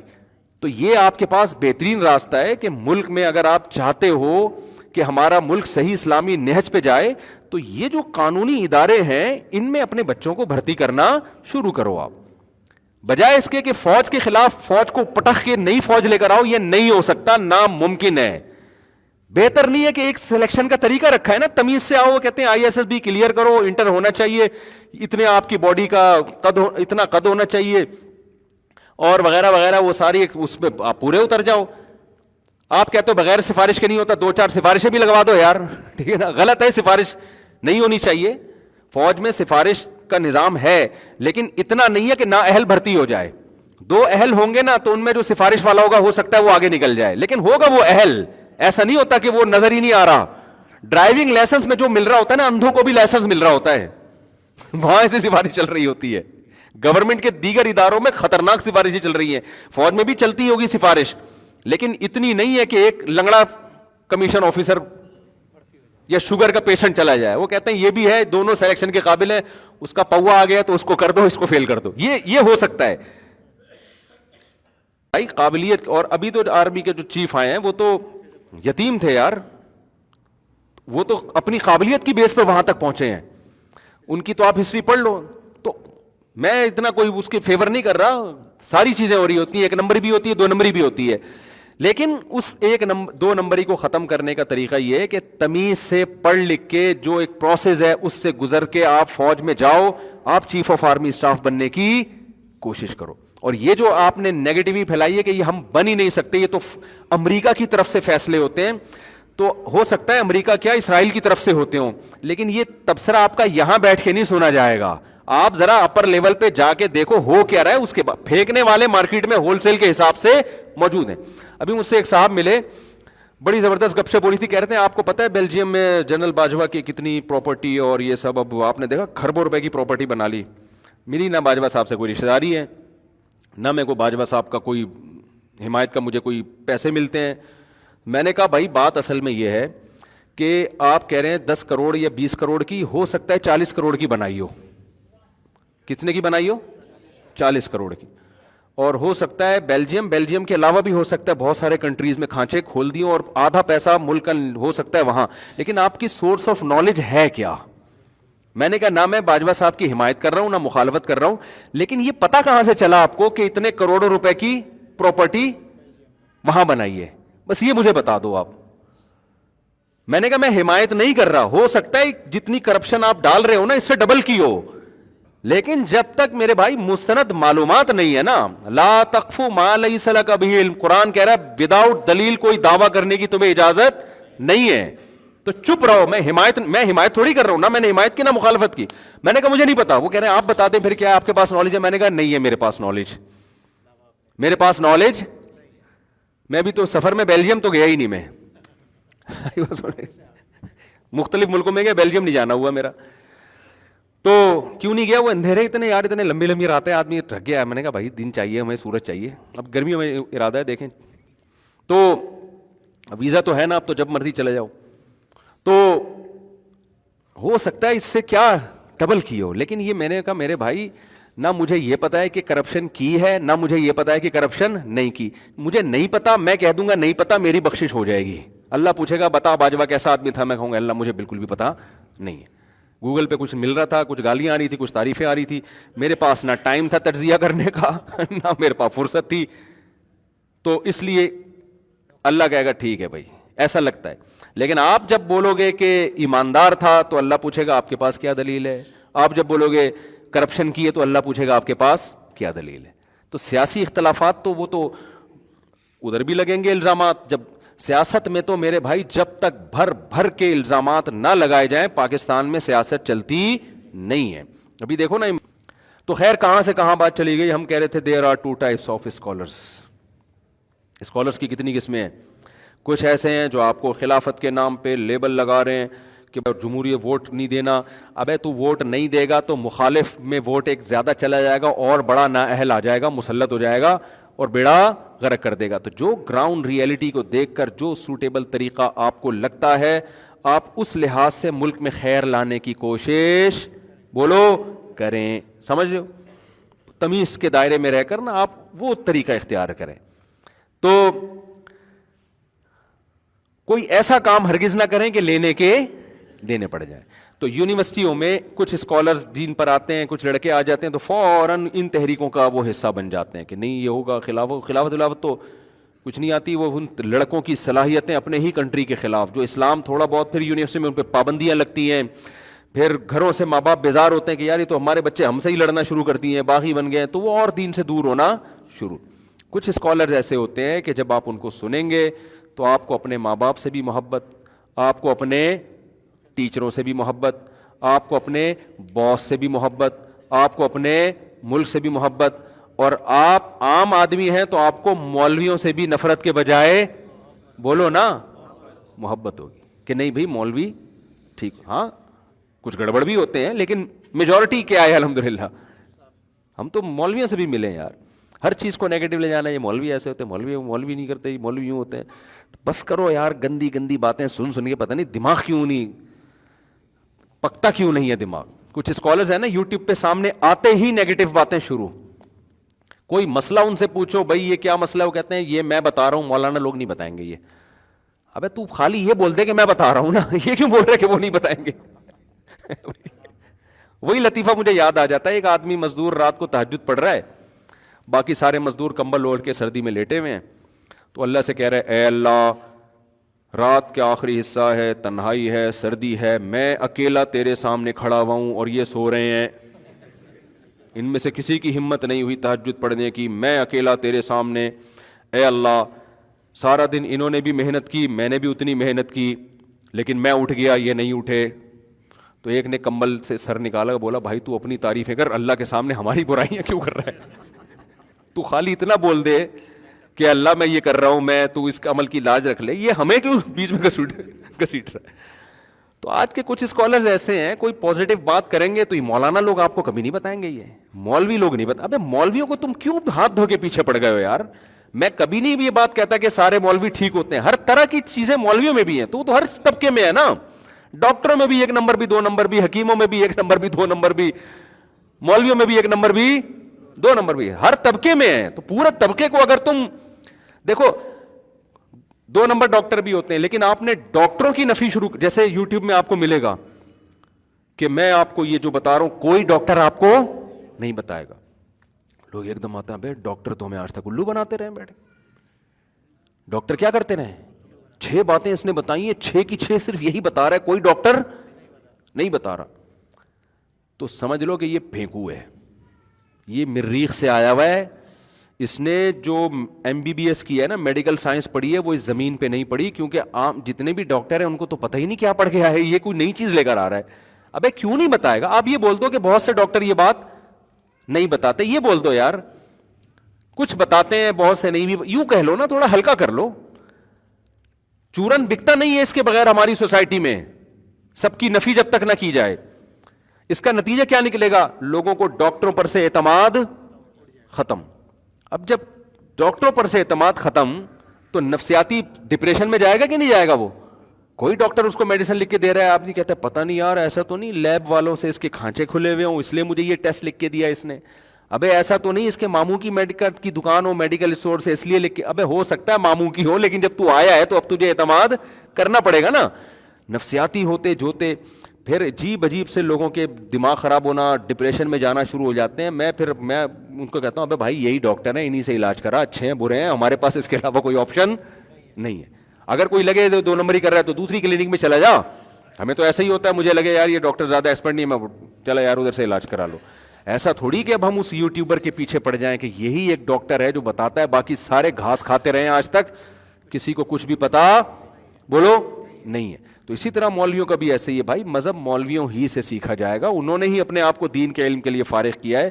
آپ یونیورسٹیوں میں کچھ پڑھ کے تھوڑا سا آپ نے کچھ شارٹ کورسز کر کے کچھ دین سیکھ لیا تو اب آپ اتنے بڑے فنٹر نہیں بن گئے کہ طلاق کے مسائل بھی لوگ آپ سے پوچھیں, وراثت کے مسائل بھی لوگ آپ سے پوچھیں, سود کے حکام بھی لوگ آپ سے پوچھیں, ریاست کے خلاف بغاوت کے بارے میں بھی لوگوں کو آپ گائیڈ کرو, اور ماں باپ کے بارے میں بھی آپ. ایسا نہیں ہوتا, جو آپ کی ایکسپرٹی ہے آپ اس میں اپنی صلاحیتوں کو استعمال کریں. اس سے آگے بڑھنے کی کوشش نہ کریں.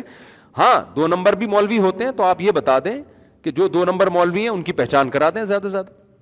بھئی علماء سے تعلق قائم کرے, علماء سے دین سیکھیں, لیکن کچھ علماء اس طرح کے ہوتے ہیں ان سے ذرا بچ کے رہیں, جو دنیا پرست ہوتے ہیں, جو حق کو چھپاتے ہیں. اتنا ٹھیک ہے, سمجھتے ہو گے نہیں سمجھتے تو یونیورسٹیوں میں اسی نہج پہ آپ لوگوں کو کام کرنے کی ضرورت ہے. ہمارے ہاں بعض دیندار لوگ اس طرح سے اس داڑھی رکھ لی, دیکھو خوب سمجھ لو, جب آپ یونیورسٹی میں, اب یہ سارا بیان ان لوگوں پہ ہو گیا لیکن آپ کے بھی کام آئے گا, جب آپ یونیورسٹی میں داڑھی رکھتے ہو نا, آپ کو ٹیچر کا احترام دوسروں سے زیادہ کرنا پڑے گا, کیونکہ پھر وہ ٹیچر دیکھ رہا ہوتا ہے. ایک عام لڑکا اگر ٹیچر سے بدتمیزی کرتا ہے نا, وہ اس کو نارمل سمجھتا ہے, وہ نارمل سمجھتا ہے, یا زیادہ زیادہ اس کو بد اخلاق. آپ جب کرو گے نا تو وہ پتہ ہے کیا سمجھتا ہے, وہ کہتا ہے اصل میں یہ چونکہ دیندار ہے, اس نے داڑھی رکھی ہوئی ہے, یہ نماز پڑھتا ہے, تو یہ اپنے آپ کو میرے سے بہتر سمجھتا ہے, اسی بیس پر اس نے آگے سے جواب دیا ہے. تو آپ کو بہت زیادہ حساس طریقے سے رہنا پڑتا ہے. آپ کو اس کو اتنی عزت دینی پڑے گی کہ آپ اس کے سامنے یہ شو کرو گے, سر آپ کی داڑھی نہیں ہے, آپ نماز نہیں پڑھتے, لیکن میں آپ کی رسپیکٹ کرتا ہوں کیونکہ آپ میرے کیا ہو, ٹیچر ہو. یہ اسٹائل جب تک نہیں چلے گا نا اس وقت تک دین کے کوئی قریب نہیں آئے گا. گھروں میں بھی یہی ہوتا ہے, جو بچہ نیک بن گیا, ابا اماں سے بدتمیزی شروع کر دی. ابا ٹی وی دیکھ رہے ہیں, ابا تو فلمیں دیکھ رہے ہوتے ہیں, ابا اس عمر میں یہ اچھا لگ رہا ہے. ابا کہتا ہے یار میرا بیٹا جو ہے نا میرا باپ بن گیا ہے. وہ دوسرا وہ دیندار نہیں ہے, وہ تمیز سے میرے ساتھ پوری فلم دیکھ کے اٹھتا ہے.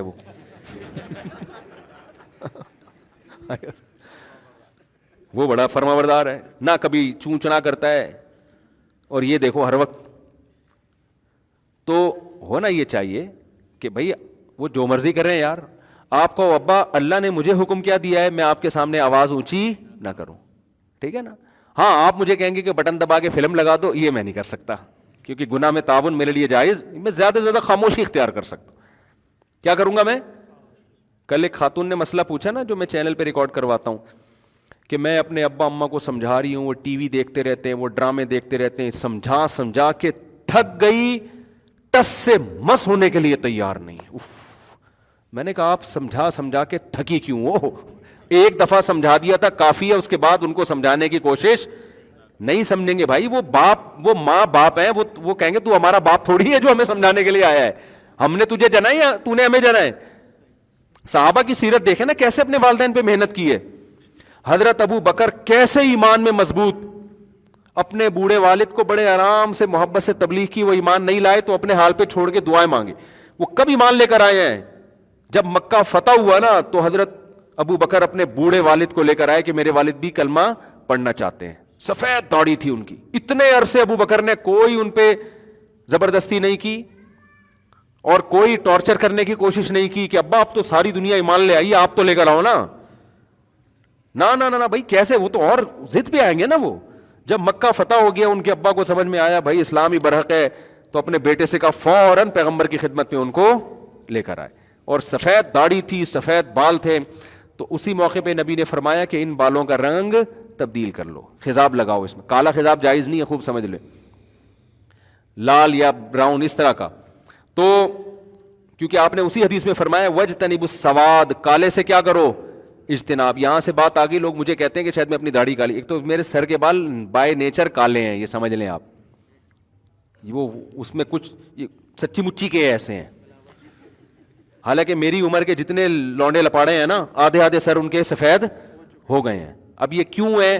حالانکہ میری کوئی ایکسٹرا کوئی خاص صحت بھی نہیں ہے, شاید شادیوں کی برکت سے اللہ نے بچا کے رکھا ہے, یہی مجھے تو سمجھ میں آتا ہے, اور تو کوئی وجہ سمجھ. دوسرا, داڑھی میں بہت سے بال سفید ہیں, میں اس میں کالا کولا نہیں لگاتا, میں اس میں لائٹ براؤن کلر لگاتا ہوں.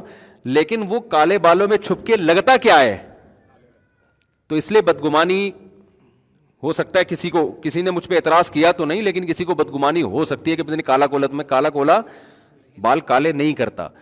آپ کے بال اگر چند بال سفید ہو نا, تو پھر آپ اگر اس میں لائٹ براؤن بھی لگائیں گے تو وہ باقی کالے بالوں میں چھپ جاتے ہیں, وہ تو وہ جائز ہے لائٹ براؤن یا براؤن لگانا. لیکن اتنا براؤن, اتنا ڈارک دیکھنے میں کالا لگے, اس کا کلر اتنا گہرا ہوتا ہے نا, وہ جائز نہیں ہے, وہ کالے ہی کے حکم میں آئے گا.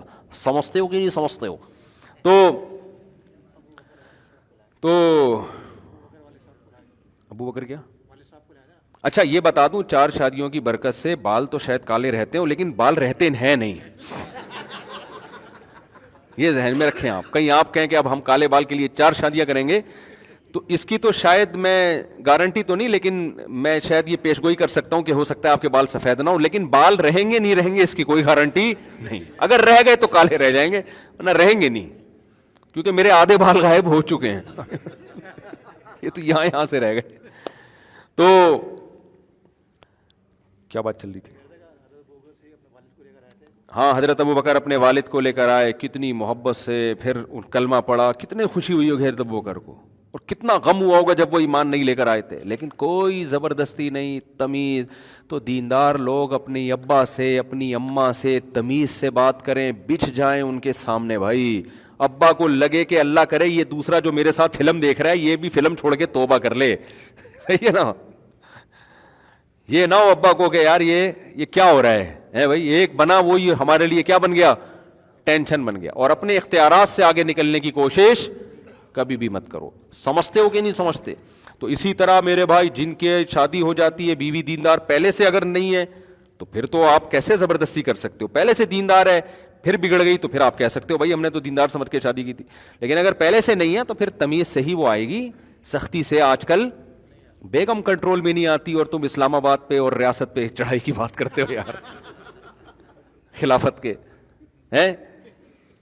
تو کیا فضول قسم کی بات ہے, جو رہا سا ہے نا وہ بھی جائے گا. باقی میں یہ نہیں کہہ رہا کہ دنیا میں کہیں بھی جہاد نہیں ہو رہا, اس کا میں قطعاً منکر نہیں ہوں, اس کا میں قطعاً منکر نہیں ہوں. جہاد تو قیامت تک چلتا رہے گا. میں یہ کہہ رہا ہوں کہ اپنی ہی ریاستوں کے خلاف اگر کھڑے ہو گئے تو جو تھوڑا بہت ہے نا اس سے بھی جاؤ گے. بعض ملک تو ایسے ہیں جن میں کوئی اسٹیبل گورنمنٹ ہے ہی نہیں نا, ان میں تو غیروں نے قبضے کی کوشش کی, وہاں کی عوام کھڑی ہوئی لڑائی کی, وہ تو 100% برحق جہاد ہے, جہاد کے منکر نہیں ہے. لیکن جہاد کا موقع اور اہل کون ہے, جگہ کون سی ہے, یہ ساری چیزیں جب تک اس پہ ڈسکشن نہ ہو, وہیں اٹھ کے نہیں ایک ایسی تحریک شروع کر دو جس کے فائدے کے بجائے نقصان ہو. تو کافی ہو گیا میرا خیال ہے. اللہ تعالیٰ سمجھنے کی عمل کی توفیق عطا فرمائے. تو سورہ الحق کا پھر انشاءاللہ صلو علی الحبیب اگلے ہفتے پھر لے کے چلیں گے ہم. تو وہ جو میں نے آیت پڑھی ہے نا, اس کا خلاصہ بتا دیتا ہوں کہ اللہ نے کہا کہ جتنی چیزیں تم دیکھتے ہو نہیں, کائنات کا ذرہ ذرہ گواہی دے رہا ہے کہ یہ قرآن کس کا کلام ہے, اللہ کا. یہ ایک سوال آپ کے دماغ میں آپ کو کنفیوز کرے گا پورا ہفتہ, اس کا میں جواب مختصر دے دیتا ہوں, تفصیل پھر اگلے بیان میں. یہ گواہی اس لیے دے رہا ہے کہ یہ اصل میں اسٹیپ بائی اسٹیپ ایک چیز کی طرف ہم جاتے ہیں, اسٹیپ بائی اسٹیپ. کائنات کا ذرہ ذرہ گواہی دے رہا ہے کہ یہ بنی نہیں ہے, اس کو بنایا گیا ہے. یہ جو خدا کے انکار کرتے ہیں نا لوگ, اس کی ایک بہت بڑی وجہ ہوتی ہے خواہشات کے پیچھے چلنا چاہتے ہیں, اپنی منمانی. تو خدا جب آئے گا نا تو پھر بہت ساری چیزیں آٹومیٹیکلی آ جاتی ہیں. جب آپ خدا کو مانو گے, اگلا سوال کھڑا ہو جائے گا, خدا نے ہمیں بنایا کیوں؟ جب اس نے بنایا اتفاق سے بنے نہیں ہیں, تو اس کا جواب ہمیں مذہب ہی دیتا ہے, خدا ہی دے گا نا جواب. وہ تو آسمانی کتابوں میں بتاتا ہے میں نے اپنی عبادت کے لیے بنایا. پھر اللہ تو نے عبادت کے لیے بنایا ہے ہمیں, تو وہ عبادت ہے کیا؟ وہ بتاتا ہے کہ لیبلوکم ایکم احسن عملا, اس لیے بنایا کہ تم اچھا عمل کرو. اب اچھا عمل ہمیں ملے گا کہاں؟ وہ پیغمبروں کے ذریعے ملے گا نا. تو بھائی اگر محمد صلی اللہ علیہ وسلم نہیں ہے تو پھر کون ہے بتاؤ؟ کس کی تعلیمات ہیں؟ تو گھوم پھر کے آپ آؤ گے اسلام کی طرف, قرآن کی طرف, سنت کی طرف. تو یہ اسٹیپ بائی اسٹیپ یہ کائنات کا ذرہ ذرہ آپ کو بالآخر کہاں لے کے جاتا ہے؟ اسلام کی طرف لے کے جاتا ہے. اور الٹا سوچو گے تو یہ آپ کو اسلام سے ہٹائے گا. یہی کائنات ہے جس کا ذرہ ذرہ آپ کو قرآن کی طرف اور اسلام کی طرف لے کے آتا ہے. اگلے ہفتے پھر انشاءاللہ اس کی ڈیٹیل ہوگی. میری 4 سال قبل 4 ماہ قبل منگنی ہوئی تھی دیندار گھرانے میں, لیکن ابھی میرے علم میں بات آئی ہے کہ لڑکی کے یونیورسٹی لڑکوں سے دوستی ہے. اب میں منگنی توڑ دوں؟ توڑ دیں. منگنی کے بعد بھی دوستی ہے تو ویسے تو پہلے بھی نہیں ہونی چاہیے, لیکن بعد میں بھی ہے تو پھر تو میری رائے ہے کہ توڑ دیں. اور یہ میں لڑکیوں کو بھی کہتا ہوں کہ کسی کے آپ سے بات چیت طے ہو گئی, اس کے بعد لڑکیوں سے دوستی ہے, تو لڑکی کو بھی کہتا ہوں اس بندے سے تعلق, دیکھو کوئی تو حد ہونی چاہیے نا میاں بیوی کے رشتے کی. ہم تو لوگوں کو ترغیب دیتے ہیں ایک دوسرے کو برداشت کرو, بدتمیزی بھی برداشت کرو. میرا بھی کلپ چل رہا ہے نا, 3 سال تک پھڈوں کے لیے رکھو. جب شادی ہوتی ہے تو ایک دوسرے کو سمجھنے میں کم سے کم 3 سال لگتے ہیں. تو 3 سال تک جو جھگڑے ہو رہے ہیں نا ان کو سیریس نہ لیا کرو, وہ سمجھنے میں ہو رہے ہوتے ہیں ایک دوسرے کو. 3 سال کے بعد جا کے اکثر ختم ہو جاتے ہیں, کم ہو جاتے ہیں, ختم. اور پھر ہفتے میں 1 دفعہ ہو رہا ہے تو بھی جانے دو. یہ اس کی علامت ہے کہ اس کے اعصاب بھی صحیح کام کر رہے ہیں, میں بھی دماغ ہے. اگر نہیں ہو رہے اس کا مطلب دونوں پاگل ہیں, یا تو بہت زیادہ نیک ہیں جو ہوتے نہیں ہیں, یا پاگل ہیں دونوں. تو یہ سیٹ اپ چلتا ہے, ہمیشہ چلے گا یہ سیٹ اپ, ٹھیک ہے نا. تو آہستہ آہستہ وہ کم ہوتے ہوتے بڑھاپے میں بالکل, پھر ایک دن جنازہ ہوگا, پھر وہ ختم بالکل. پھر وہ عورت یہی کہتی ہے کہ ہاں اتنے اچھے آدمی ملے, اور وہ پہلے مر گئی تو آپ کہو گے کہ میری اتنی اچھی, پھر لوگ کہیں گے کتنی ہنسی خوشی زندگی گزاری, حالانکہ شروع میں 3 سال تک لڑتے رہیں گے. تو ہم ترغیب دیتے ہیں, لیکن ہر چیز کی ایک کیا ہوتی ہے, اگر میاں بیوی کے تعلق کی بیس اعتماد پر, اگر وہ اعتماد ہی ختم ہو جائے پھر یہ بہت ڈینجرس ہے. پھر کیا ہے؟ پھر یہ ڈینجرس ہے, کیونکہ بہت خطرناک حالات ہیں بعض دفعہ سامنے آتے ہیں. بہت ہی, پھر آپ نہیں کہتا یار یہ بہت ہی خطرناک چل جاتا ہے, کیونکہ 100% نہ عورت آپ کی نگرانی کر سکتی ہے, نہ آپ بیوی کی نگرانی کر سکتے, دنیا میں کوئی بھی نہیں. اور یہ چھچوری حرکت بھی کہلاتی ہے کہ آپ بار بار بیگم کا, جب آپ کو شک ہو جائیں گے بار بار بیگم کا موبائل جھانکو گے, آپ موبائل چیک کرو گے, یہ کوئی خاندانی کام ہے؟ تو یہ بڑا عجیب سا سیٹ اپ چلتا ہے. پھر یہ جو ایک بہت بڑی چیز تھی, جو بہت ایک بڑی بیس تھی رشتے کی, وہ کیا ہو گئی؟ ختم ہو جاتی ہے اس سے. تو میں مشورہ نہیں دیتا. باقی ایسا ہوتا ہے کہ 100 میں 1 ایسی لڑکی ہوتی ہے تعلقات کے باوجود بھی سچی توبہ کی توفیق مل جاتی ہے. 100 میں 1 لڑکا بھی ایسا ہوتا ہے تعلقات کے باوجود پھر وہ انسان کا بچہ بن کے زندگی گزار. تو ایسے واقعات تو ہر ایک کے ساتھ مل جائیں گے کہ وہ تھے خراب تھے صحیح ہو گئے. لیکن بھائی ہم تو دیکھتے ہیں کہ زیادہ تر کیا ہوتا ہے, زیادہ تر یہ ہوتا ہے کہ ایک دفعہ جب اس رشتے میں کسی مضبوط دلیل کی بیس پہ, وہمی ہونے کی بیس پہ نہیں, مشاہدہ ہو گیا آپ کو یار, تو پھر یہ جو دراڑیں پڑتی ہیں نا, یہ دراڑیں پر ہونا بہت مشکل کام ہے. پھر یہ بہت مشکل ہے. اللہ تو توبہ قبول کر لیتا ہے, لیکن شیطان وسوسے ڈالتا رہتا ہے. مفتی صاحب عمران خان کی سابق وائف, انہوں نے کیا کہ بیگم نے کیا, انہوں نے اپنے بیٹے سے شانی, بھائی اس کی بیگم کیا کر رہی ہے, اس کی بیگم سے جا کے پوچھو. معین اختر کا بار بار بتا رہا ہوں نا, اس نے کہا تھا ماموں کی باتیں کس سے پوچھو. اب چھوڑو اس کی بیگم جو کر رہی ہے. اگر کوئی کھلے عام گناہ کر رہی ہے تو اس پہ احتجاج ریکارڈ کرواؤ, بھائی غلط کر رہی ہے کھلے عام. اگر کوئی چھپ کے جو بھی ہے تو شریعت نے کیا حکم دیا, چھپاؤ. کھلے عام ایک الٹا کام کوئی کر رہا ہے تو اس پہ پھر احتجاج ریکارڈ, پھر اس پہ خاموشی جائز نہیں ہے, تاکہ وہ برائی معاشرے میں پروموٹ نہ ہو. پھر اس پہ دبا کے احتجاج ریکارڈ کرواؤ کہ غلط ہو رہا ہے. مفتی صاحب ایک صاحب کہہ رہے تھے بس اپنی قبر کی فکر کرو, تبلیغ نہیں. بالکل صحیح کہہ رہے ہیں, قرآن میں بھی آتا ہے علیکم انفسکم, اے ایمان والو اپنی فکر کرو. اے ایمان والو کیا کرو؟ اپنی قبر کی, دوسروں کی چھوڑ دو. یہی مطلب ہوا نا اس کا. لیکن اپنی فکر میں دوسروں کی فکر خود بخود داخل ہے. آپ دوسرے کو تبلیغ کرو اس کے لیے نہیں بلکہ اپنے لیے, کیونکہ اللہ نے آپ کو کہا ہے کہ آپ تبلیغ کرو.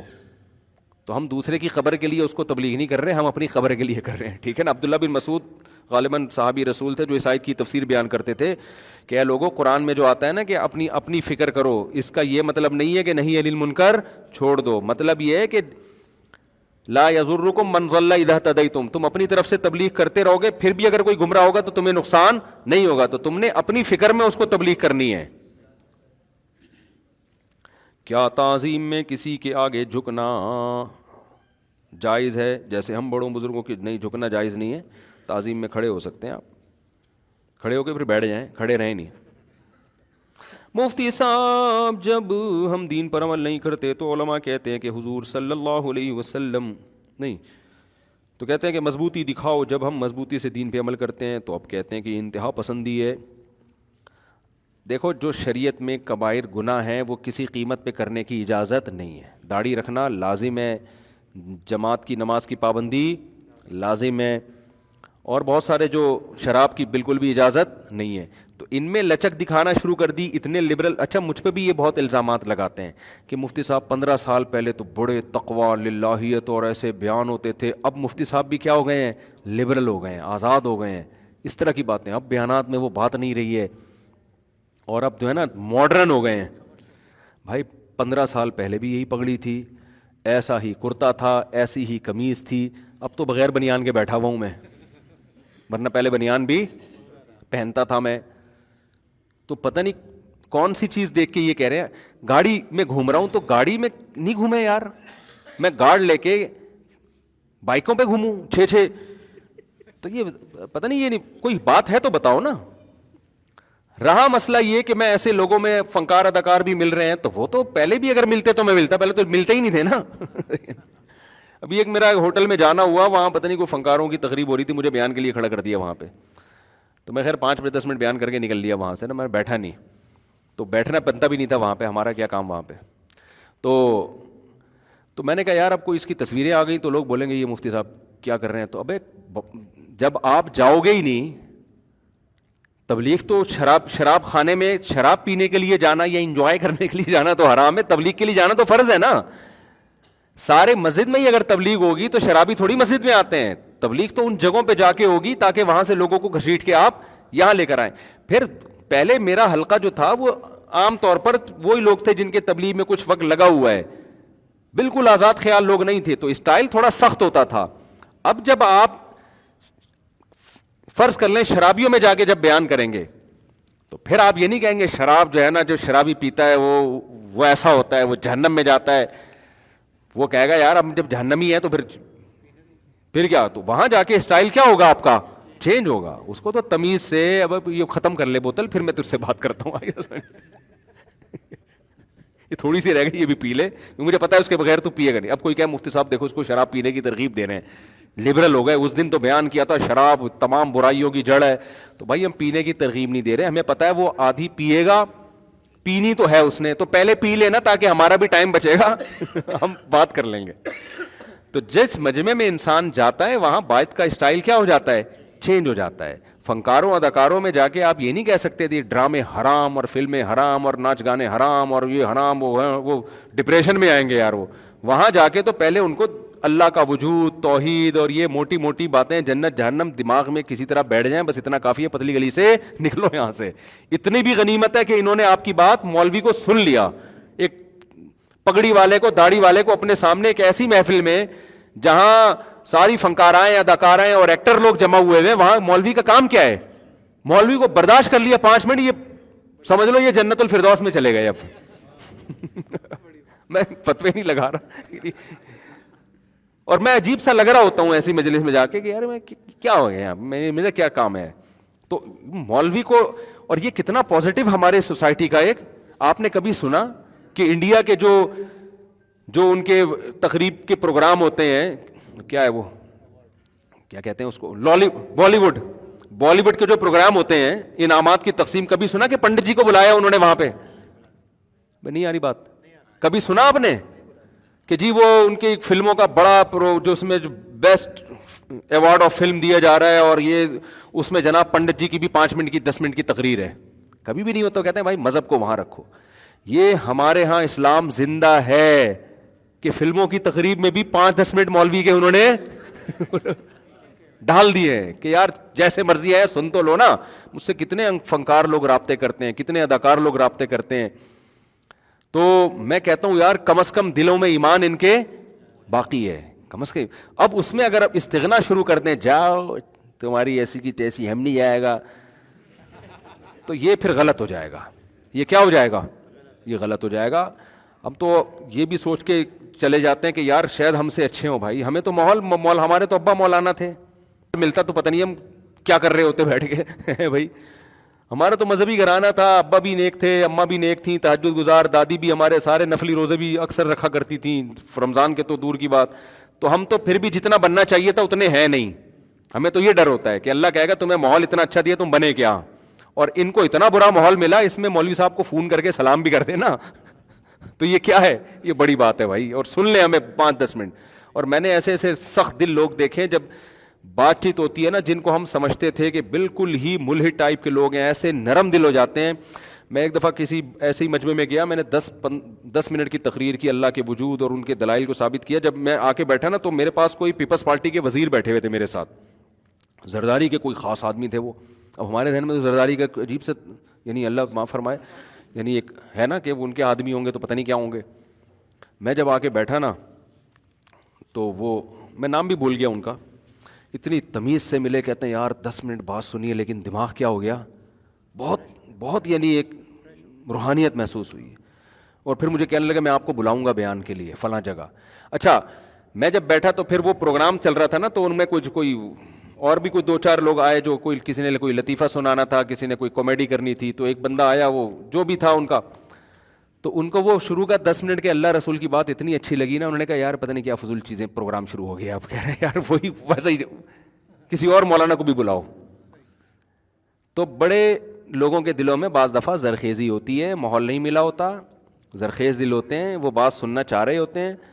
ایک فلمی اداکار تھا, پوری رات نا وہ ریہرسل کرتے رہے گانے, اس کی وہ گانا گانے کی نا, پوری رات وہی ہیروئن کے ساتھ پوری رات ان کی ایکٹنگ ہوتی رہی.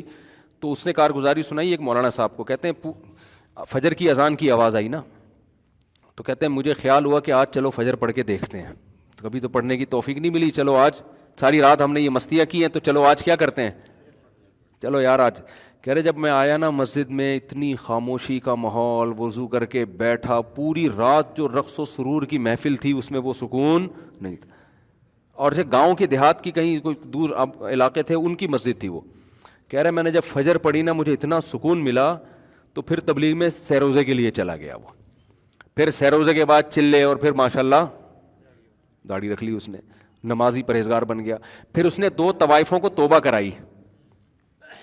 اس نے کیا کیا, اپنی ماضی کا قصہ سنایا, کہ فلموں میں تو لگا ہوا تھا وہ, لیکن اس نے قصہ سنایا کہ 2 لڑکیاں میرے پاس ایکٹر بننے کے لیے آئیں.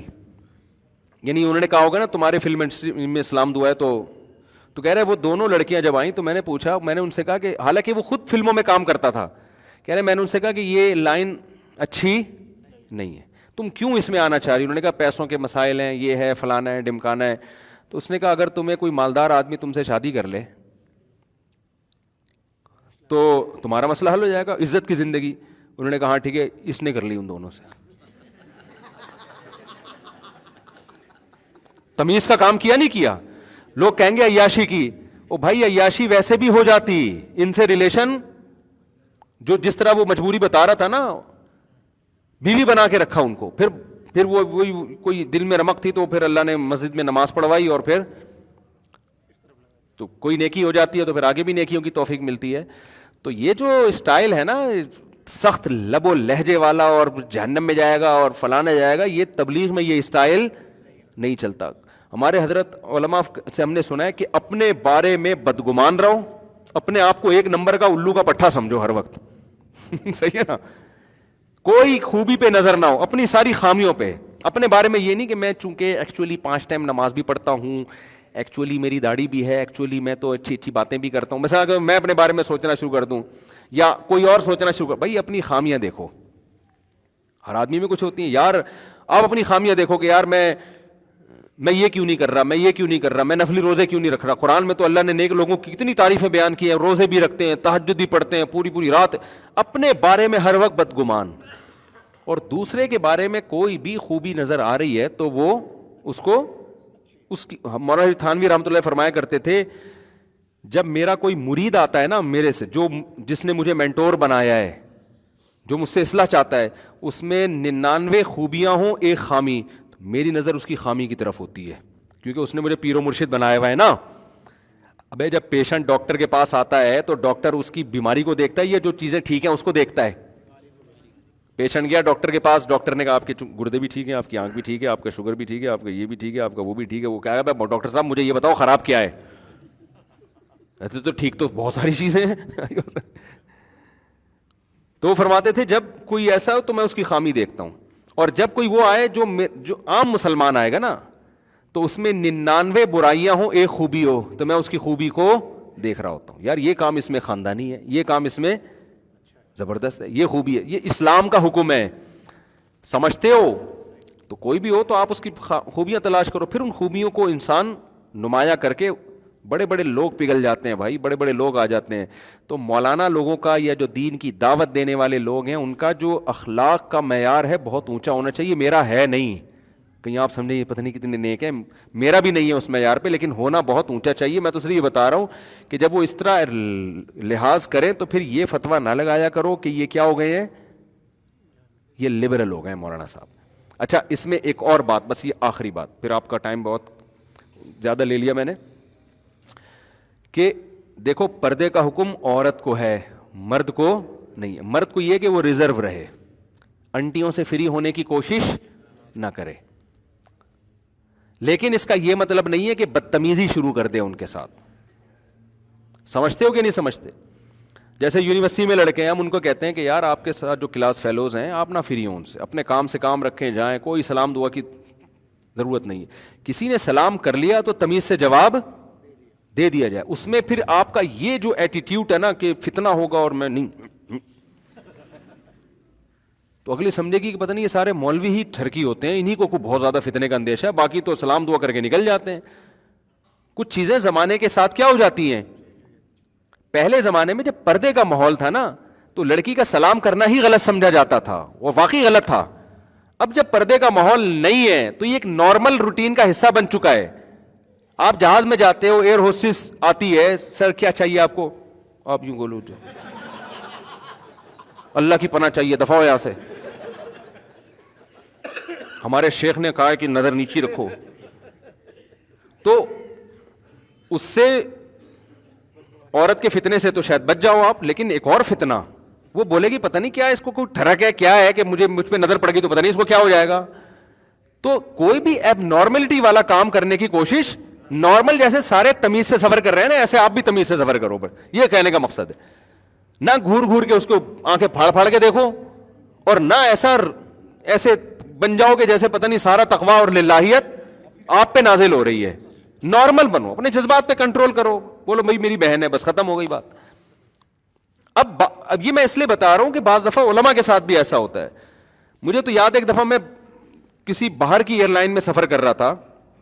اب کوئی کیمرہ سے ویڈیو بنا کے ڈالتا نا، میں تو یہ ڈر رہا تھا یار کسی نے ویڈیو بنا کے ڈال دی تو میرا تو بیڑا غرق، میں تو ایئرپورٹ پہ اترنا مشکل ہو جائے گا. اب ایئر ہوسٹس تھی، وہ ایئر لائن بھی کسی دوسرے ملک کی تھی، ایمریٹس ایئر لائن تھی میرا خیال ہے. اب وہ ایئر ہوسٹس بھی عربی، اب ظاہر ہے ایئر ہوسٹس تو اکثر ینگ ہی ہوتی ہیں.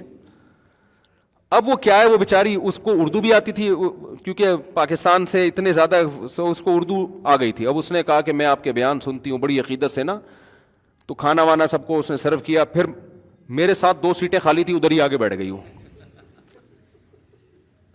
اب یہ روسز بیٹھ گئی، کہہ رہی وہ آپ سے مجھے آدھا گھنٹہ اس نے مجھ سے بات چیت کی ہے. اردو تھوڑی کمزور تھی اس کی، لیکن اپنے مسائل اور یہ، اور مجھے آدھے گھنٹے میں مجھے الحمدللہ اللہ سے امید لگا کے کہہ رہا ہوں، کوئی دعوے نہیں کہ مجھے کوئی الحمدللہ فتنہ نہیں ہو رہا تھا.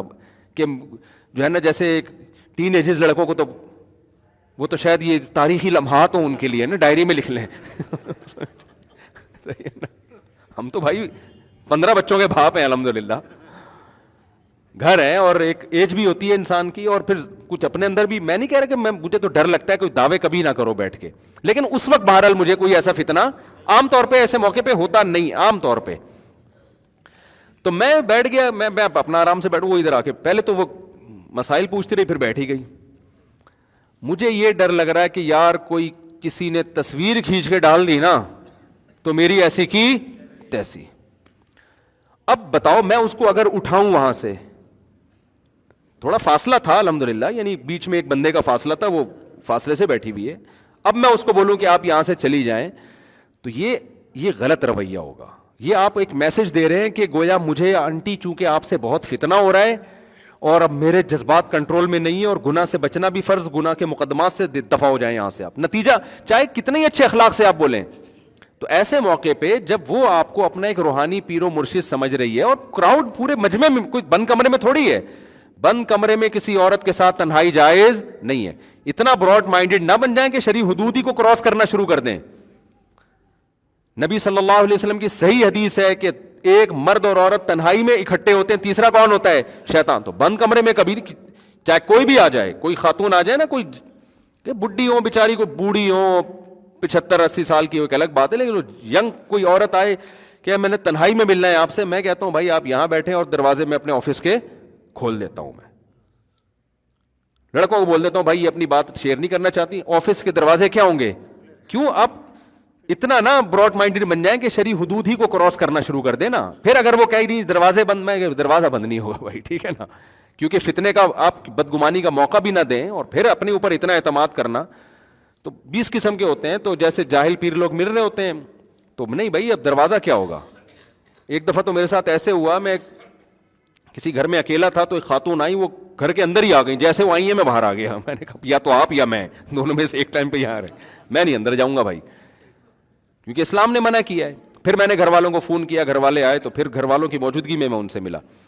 لیکن پبلک میں وہ سب کے سامنے ادھر آ کے بیٹھے, تو کیا چکر چلائے گا یار, ایسے خدا نخواستہ کیوں یعنی بدگمانی انسان کرے.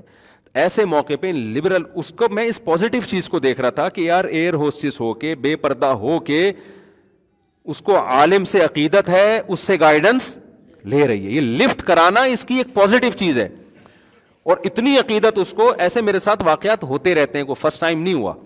اتنی عقیدت, آخر میں اس نے کہا کہ آپ ایک جملہ مجھے لکھ کے دیں دعائیہ, اور میں پلاسٹک کوٹنگ کرا کے اپنے گھر پہ لگاؤں گی کہ میری زندگی میں آپ سے سیلفی تو شکر ہے اس نے نہیں لی, اس کو خود ہی خیال آ گیا.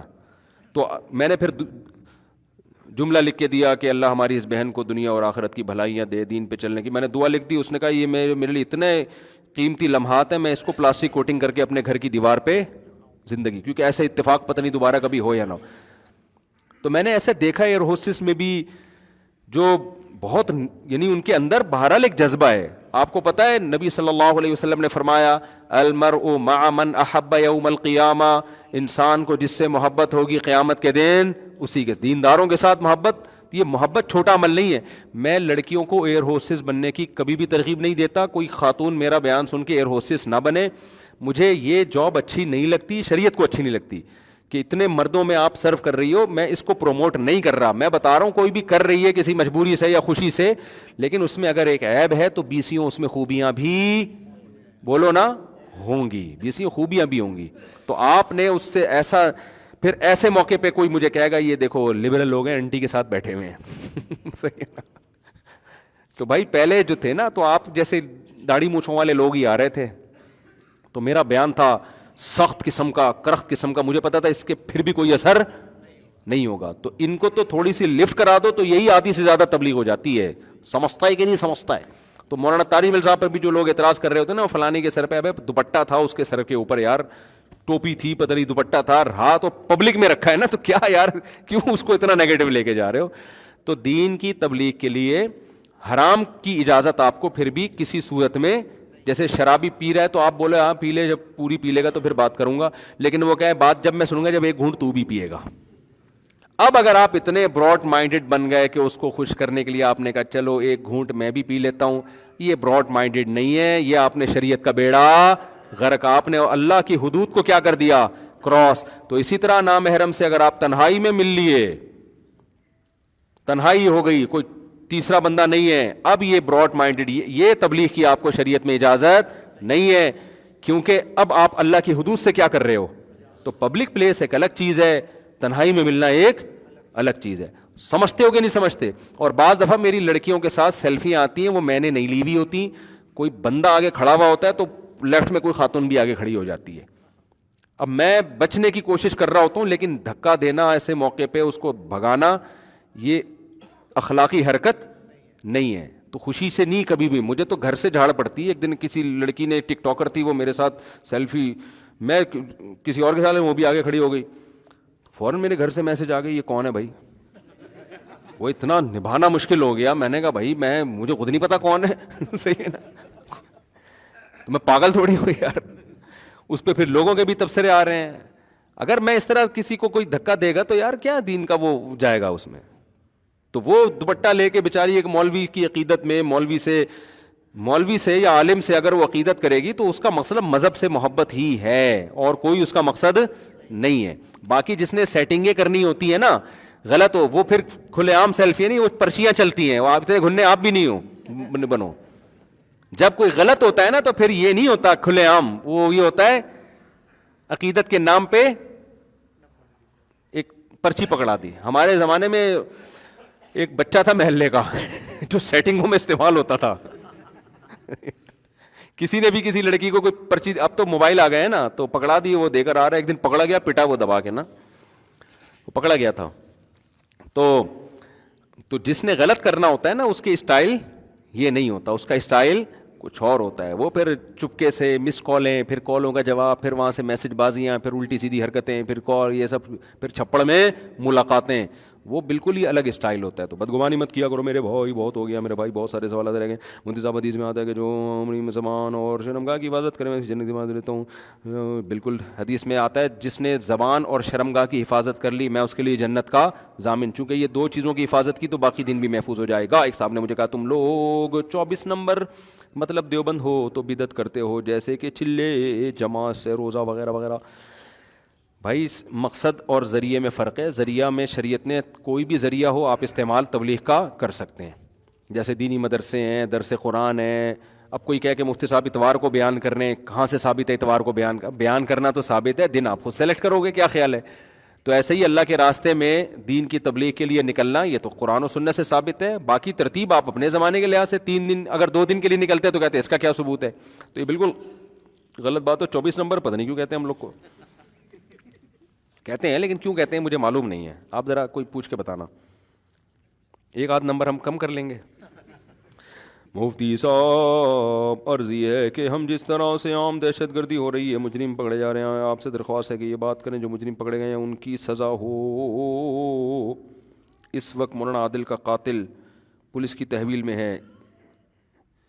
اگر واقعی پولیس کی تحویل میں ہے تو آپ احتجاج کریں, دھرنا دیں, حکومت پہ دباؤ ڈالیں کہ چھوٹے نہیں. وہ سمجھتے ہو اصل بات یہ کہ اتحاد ہی نہیں ہے نا, اکائیاں ہیں. کراچی میں قتل و غارت ہو رہا ہے, ایک تڑپ رہا ہوتا ہے, دوسرا دیکھ رہا ہوتا ہے. تو پھر تو جب قوموں کے ساتھ یہ ہوگا تو پھر اپنی باری کا انتظار کر رہے ہوتے ہیں. اب آپ دیکھو نا کراچی یونیورسٹی میں کس بے دردی سے اس کو شہید کیا ہے. تو میرا خیال ہے کہ اگر آپ کے پاس لائسنس والا اسلحہ ہوتا یونیورسٹی میں لڑکوں کے پاس, اب تو مجبوری ہے بھائی, گورنمنٹ ہمیں خود گویا ایسے حالات پیدا کر رہی ہے, وہ کہہ رہی ہے کہ ہم آپ کا ڈیفینس نہیں کر سکتے, آپ نے خود کرنا ہے. تو لائسنس والا اسلحہ ہوتا اور ایک لڑکا بہادری کر کے لڑ رہا ہے, 8-10 اور چپک جاتے, بندوق نکال لیتے اور جا کے اس ڈاکو کو پکڑتے. اس میں ہمت ہوتی اس پہ گولی چلاتا, اور اگر چلا دیتا تو خود بچ کے جاتا. پھر وہ اپنے ڈیفینس میں تو ڈاکو کو قتل کرنے کی قانونی اجازت ہے آپ کو. تو جب بزدل ہو جاتے ہو تو پھر قوموں کا مقدر یہی ہوتا ہے. اگر چور غصے کی حالت میں بیوی کو خلا لینے کے لیے بولے تو کیا خلا ہو جاتا ہے؟ رشتے پر کیا اثر پڑتا ہے؟ خلا نہیں ہو جائے گا جب تک بیوی اگر یوں کہے میں نے تمہیں خلا دیا, بیوی کہے میں نے قبول کیا, پھر ہو جائے گا. خلا یک طرفہ نہیں ہوتا, 2 طرفہ ہوتا ہے. تو اس میں آگے سے قبولنا بولو نا ضروری ہے. بیوی کہے میں آپ سے خلا لیتی ہوں, شوہر نے غصے میں کہہ دیا قبول ہے. صحیح ہے نا. تو غصے میں کیا ہو جائے گا, کیونکہ طلاق اور یہ طلاق سے ملتی جلتی جو بھی الفاظ ہیں نا یہ غصے میں بھی ہو جاتے ہیں. تو غصے میں تو کیوں دے رہے ہو, پاگل ہو گیا؟ تو محبت سے دے گا نہیں آدمی.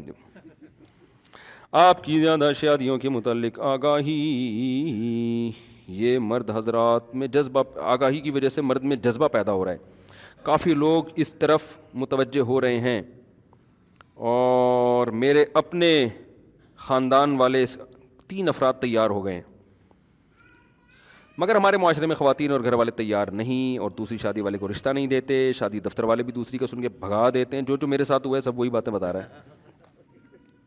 میں نے شادی دفتر میں فون کر کے ایک دفعہ بتایا, 2000 فلانے کی بات ہے, کافی پرانی, کہ کوئی تیسری کے لیے کوئی میں 2 ہیں. تو انہوں نے کہا دماغ خراب ہے آپ کا, 2 ہیں. میں نے کہا دیکھیں کوئی معذور ہوتی ہے. ایسا بدتمیزی سے فون بند کیا نا اس خاتون نے, اب شاید سنتی ہوں بیان, اتنی انسلٹ. میں نے کہا کوئی معذور ہو تو بھی ایسا بدتمیزی سے. میں نے کہا دیکھیں میں الگ کر دوں گا, معذور بھی چلے گی. بہت بدتمیزی کی انہوں نے میرے ساتھ. اچھا جن لوگوں نے مجھے ریجیکٹ کیا تھا نا 10 سال پہلے, 12 سال پہلے, ان میں سے بعض اب مجھ سے رابطے کر رہے ہیں. سمجھ میں آ رہی ہے بات؟ تو حالانکہ مجھے پہلے بہت میں نے پیچھے پڑا تھا, اب میں نے کہا بھائی اب میں نہیں ہو رہا مجھ سے. باقی زیادہ ڈیٹیل میں نہیں جانے کی ضرورت, زیادہ ڈیٹیل میں نہیں جانا چاہیے نا, یہ بہت بےغیرتی کی باتیں کرتے ہیں آج کل. اچھا میرے بھائی تیار نہیں ہو رہے, اس حوالے سے کوئی بھی کام نہیں ہو رہا. دوسری شادی والے حسرت سے گھوم رہے ہیں. آپ سے درخواست ہے کہ میں آپ سے مرد حضرات میں یہ جذبہ, آپ نے جو مرد حضرات میں یہ جذبہ بیدار کیا, اس طرح دوسری پارٹی والوں کو بھی موٹیویٹ کریں, یعنی لڑکیوں کو بھی کریں کہ دوسری والے کو دے دیں. اس وقت ضرورت ہے کہ لوگ ایک نیٹ ورک بنائیں اور دوسری شادی کرنے والوں کے لیے رشتے کا کوئی سیٹ اپ ترتیب دیں. من جانب عمران تو پٹے گا آج گھر میں, بتا رہا ہوں میں, تو نے نام بھی لکھ دیا اپنا, پٹے گا آج. یہ سوال بہت سے لوگ کرتے ہیں کہ ہم دوسری کے لیے ایگری ہیں مگر کوئی رشتہ نہیں دے رہا. بعض مجھے کہتے ہیں کہ آپ سفارش کر دیں, تو میں سفارش نہیں کرتا. میں کہتا ہوں میں آپ کو جانتا نہیں, پتہ نہیں آپ دوسری کو پال پائیں گے کہ نہیں پال پائیں گے, مصیبت میں مبتلا ہو جاؤں گا, تو مجھے کیا پتا آپ رکھ پائیں گے کہ نہیں پائیں گے.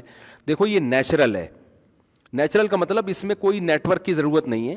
جو کرنا چاہتا ہے کرنے کی کوشش کرے, اور جس کو ضرورت ہوگی وہ آپ کی دوسری بیوی بن جائے گی اگر اس کو سمجھ میں آئے گا. تو یہ اس بیس پر ہے. جیسے آپ کوئی چیز مارکیٹ میں لا کے بیچنے کے لیے رکھتے ہو, کسٹمر کو ترغیب تھوڑی دی جاتی ہے خریدو, جس کو ضرورت ہوگی آپ سے آ کے خریدے گا, نہیں ہوگی تو آپ مکھیاں مارتے رہو بیٹھ کے, ٹھیک ہے نا. تو آپ کے اندر کوئی قابلیت ہوگی نا, کوئی ایبلٹی ہوگی, تو لوگ کہیں گے یار دیکھو دوسری پہ کوئی نہیں اپنی بیٹی دیتا, کیونکہ سب کو سوکن کا خطرہ ہوتا ہے کہ پتہ نہیں یار کوئی بھی نہیں دے گا, اور صحیح کر رہا ہے وہ نہیں دے کے, کیونکہ وہ اپنی بیٹی کا بہتر سوچے گا نا, تو وہ کیوں دے گا اگر اس کو کمارا مل رہا ہے. وہ آپ کو جب دے گا جب اس کو کوئی کمارا نہیں مل رہا ہوگا, اس کی ایج نکلتی جا رہی ہے بیٹی کی, پھر وہ کہے گا something is better than nothing. پھر بھی وہ آپ کو دوسری کی یہ سوچ کے دے گا کہ یار ابھی تو کنوارے پن کا ایک ٹینشن ہے, ایسا نہ ہو کہ آپ کی بیوی بننے کے بعد آپ اس کو اس سے بڑی ٹینشن میں ڈال دو. لہذا پھر وہ دیکھے گا کہ آپ کتنے اسٹیبل ہیں, 2 کو پال سکتے ہیں کہ نہیں, یہ وہ فیصلہ کرے گا. آپ نے تو کر لیا کہ میں 4 کر سکتا ہوں, لڑکی والوں کا بھی اپنی ایک رائے ہوگی, اور یہ اس رائے میں بالکل حق بجانب ہیں, سمجھ میں. تو وہ دیکھیں گے کہ یار یہ 2 کو رکھ سکتا ہے کہ نہیں رکھ سکتا, کتنی آمدن ہے بھائی, آپ گھر کہاں دو گے, آپ میں پہلی کے ساتھ آپ کا سلوک کیسا ہے, تو یہ ان کا حق ہے. تو وہ تمام چیزوں سے گزر کے جب آپ پاس ہوگے تو وہ دیں گے, ورنہ وہ نہیں دیں گے, میری سفارش سے بھی نہیں دیں گے, اور دینا بھی نہیں چاہیے ان کو. سمجھتے ہو, کیونکہ وہ اپنے لیے. تو آپ ٹرائی کرتے رہیں تو آپ کو ٹرائی کرنے کا ثواب مل جائے گا, اور بائی چانس اس میں ہو سکتا ہے کوئی بیگم بھی مل جائے آپ کو, نہیں ملے تو ثواب کی گارنٹی ہے, ٹھیک ہے نا. تو اس لیے یہ ایسے ہی چلے گا. اور چند لوگ جب کریں گے نا تو آہستہ آہستہ ماحول بننا شروع.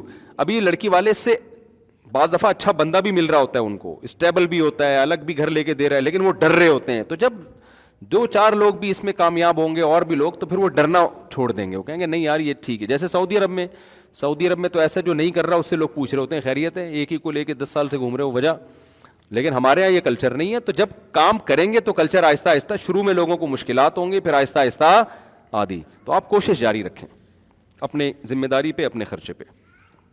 باقی سسرال والوں کا ذہن کوئی نہیں بنا سکتا بھائی. سسرال والوں کو کون ذہن, وہ کہیں گے ہاں آپ کو ہم سوکن کی اجازت دے رہے ہیں. وہ کیوں دیں گے اجازت؟ تو وہ نہیں دیں گے اجازت. اگر شوہر غصے کی حالت میں یہ ہو گیا تھا میرا بھائی مسئلہ, اگر کوئی بھی ماں اپنے بیٹے کی شادی کے بعد اپنے بیٹے اور بہو پر کالا عمل کروائے رشتہ ختم کرنے کے لیے, تو ایسی ماں کے لیے شریعت میں کیا حکم ہے؟ اماں اماں ہی ہوتی ہے, اماں سے محبت سے پیش آؤ. اگر بیگم پہ ظلم ہو رہا ہے تو بیگم کو اماں سے الگ رکھ لو. سمجھتے ہو کہ نہیں سمجھتے؟ بیگم کو الگ رکھو, خود اماں کی خدمت آ کے کر دیا کرو. بیگم کو پھر ایسی سخت مجبوری میں اماں کے ساتھ نہ رکھو. نفل روزہ توڑ دیا تو قضا کرنی ہوگی, جی ہاں, کیونکہ قرآن میں آتا ہے لا تبطلوا اعمالکم, اپنے عمل کو ضائع مت کرو. جب رکھا ہی نہیں تھا تو پھر عمل تھا ہی نہیں, رکھ کے توڑ دیا تو اس کا مطلب عمل کو کیا کر دیا؟ ضائع. تو اسی آیت سے امام حنیفہ نے استدلال کیا ہے کہ نفل آپ پر لازم نہیں ہے, شروع کر دیں تو پورا کرنا لازم. دیگر ائمہ کے نزدیک نفل نماز توڑ دی واجب نہیں ہے, نفل روزہ توڑ دیا آپ پر قضا واجب نہیں ہے. امام حنیفہ کہتے ہیں نہیں, رکھنا ضروری نہیں تھا, جب کر لیا تو اس کی تکمیل کیا ہے؟ کیونکہ عمل کو اس آیت سے پتہ چلتا ہے بچانا لازم ہے. سمجھتے ہیں؟ فرض نماز کے بعد سنتوں کی جگہ سے ہٹ کر دوسری جگہ پڑھنی چاہیے, بہتر ہے دوسری جگہ پڑھ لیں. نماز میں جو ہونٹ ہلا کر تسبیحات اور تلاوت وغیرہ نہ کرے, اس کے بارے میں کہوں گا نماز ہی نہیں ہوگی. بعض لوگ چپ کھڑے ہوتے ہیں نماز میں, اتنا سبھی ہونٹ نہیں ہلتا ان کا, حالانکہ کچھ الفاظ ایسے ہیں جو ہونٹ ہلائے بغیر ان کا تلفظ ادا ہو ہی نہیں سکتا. میں نے خود دیکھا ہے ایسے چپ پڑے ہوئے ہوں گے. ابے بھائی کچھ الفاظ تو ایسے ہیں نا جن میں ہونٹ ہلے گا, تو ان کو تنبیہ کر دینی چاہیے. اچھا میرے بھائی سر ڈھانپ کر رکھنا سنت ہے, تو لوگ بولتے ہیں کہ اس زمانے میں تو ایسی ٹوپیاں ہوتی ہی نہیں تھیں, تو یہ سنت کیسے ہوا؟ سر ڈھانپ کے رکھنا سنت ہے, کسی بھی چیز سے ڈھانپو, بہتر ہے سر ڈھانپ کے رکھیں آپ. نہیں دل میں نہیں ہوتی. امام جعفر کون ہیں؟ کچھ لوگ کہتے ہیں کہ یہ امام حنیفہ کے بھی استاذ ہیں. جی بالکل, امام جعفر صادق بہت بڑے محدث فقیہ تھے, اہل بیت میں سے تھے, امام ابو حنیفہ کے استاذوں میں سے تھے, قابل احترام ہے. سمجھتے ہو؟ تو ان کی ذات اور شخصیت کے بارے میں کسی کا کوئی اختلاف نہیں ہے. عرس میں کیا ہوتا ہے؟ عرس کی بھی دو قسمیں ہوتی ہیں. عرس کی کوئی قسم نہیں ہوتی, عرس حرام ہے, ناجائز ہے, بدعت ہے. نبی کے دور میں بتاؤ کسی کا عرس ہوا ہو, یا نبی کے دنیا سے جانے کے بعد صحابہ میں کسی کی قبر پہ عرس ہوا؟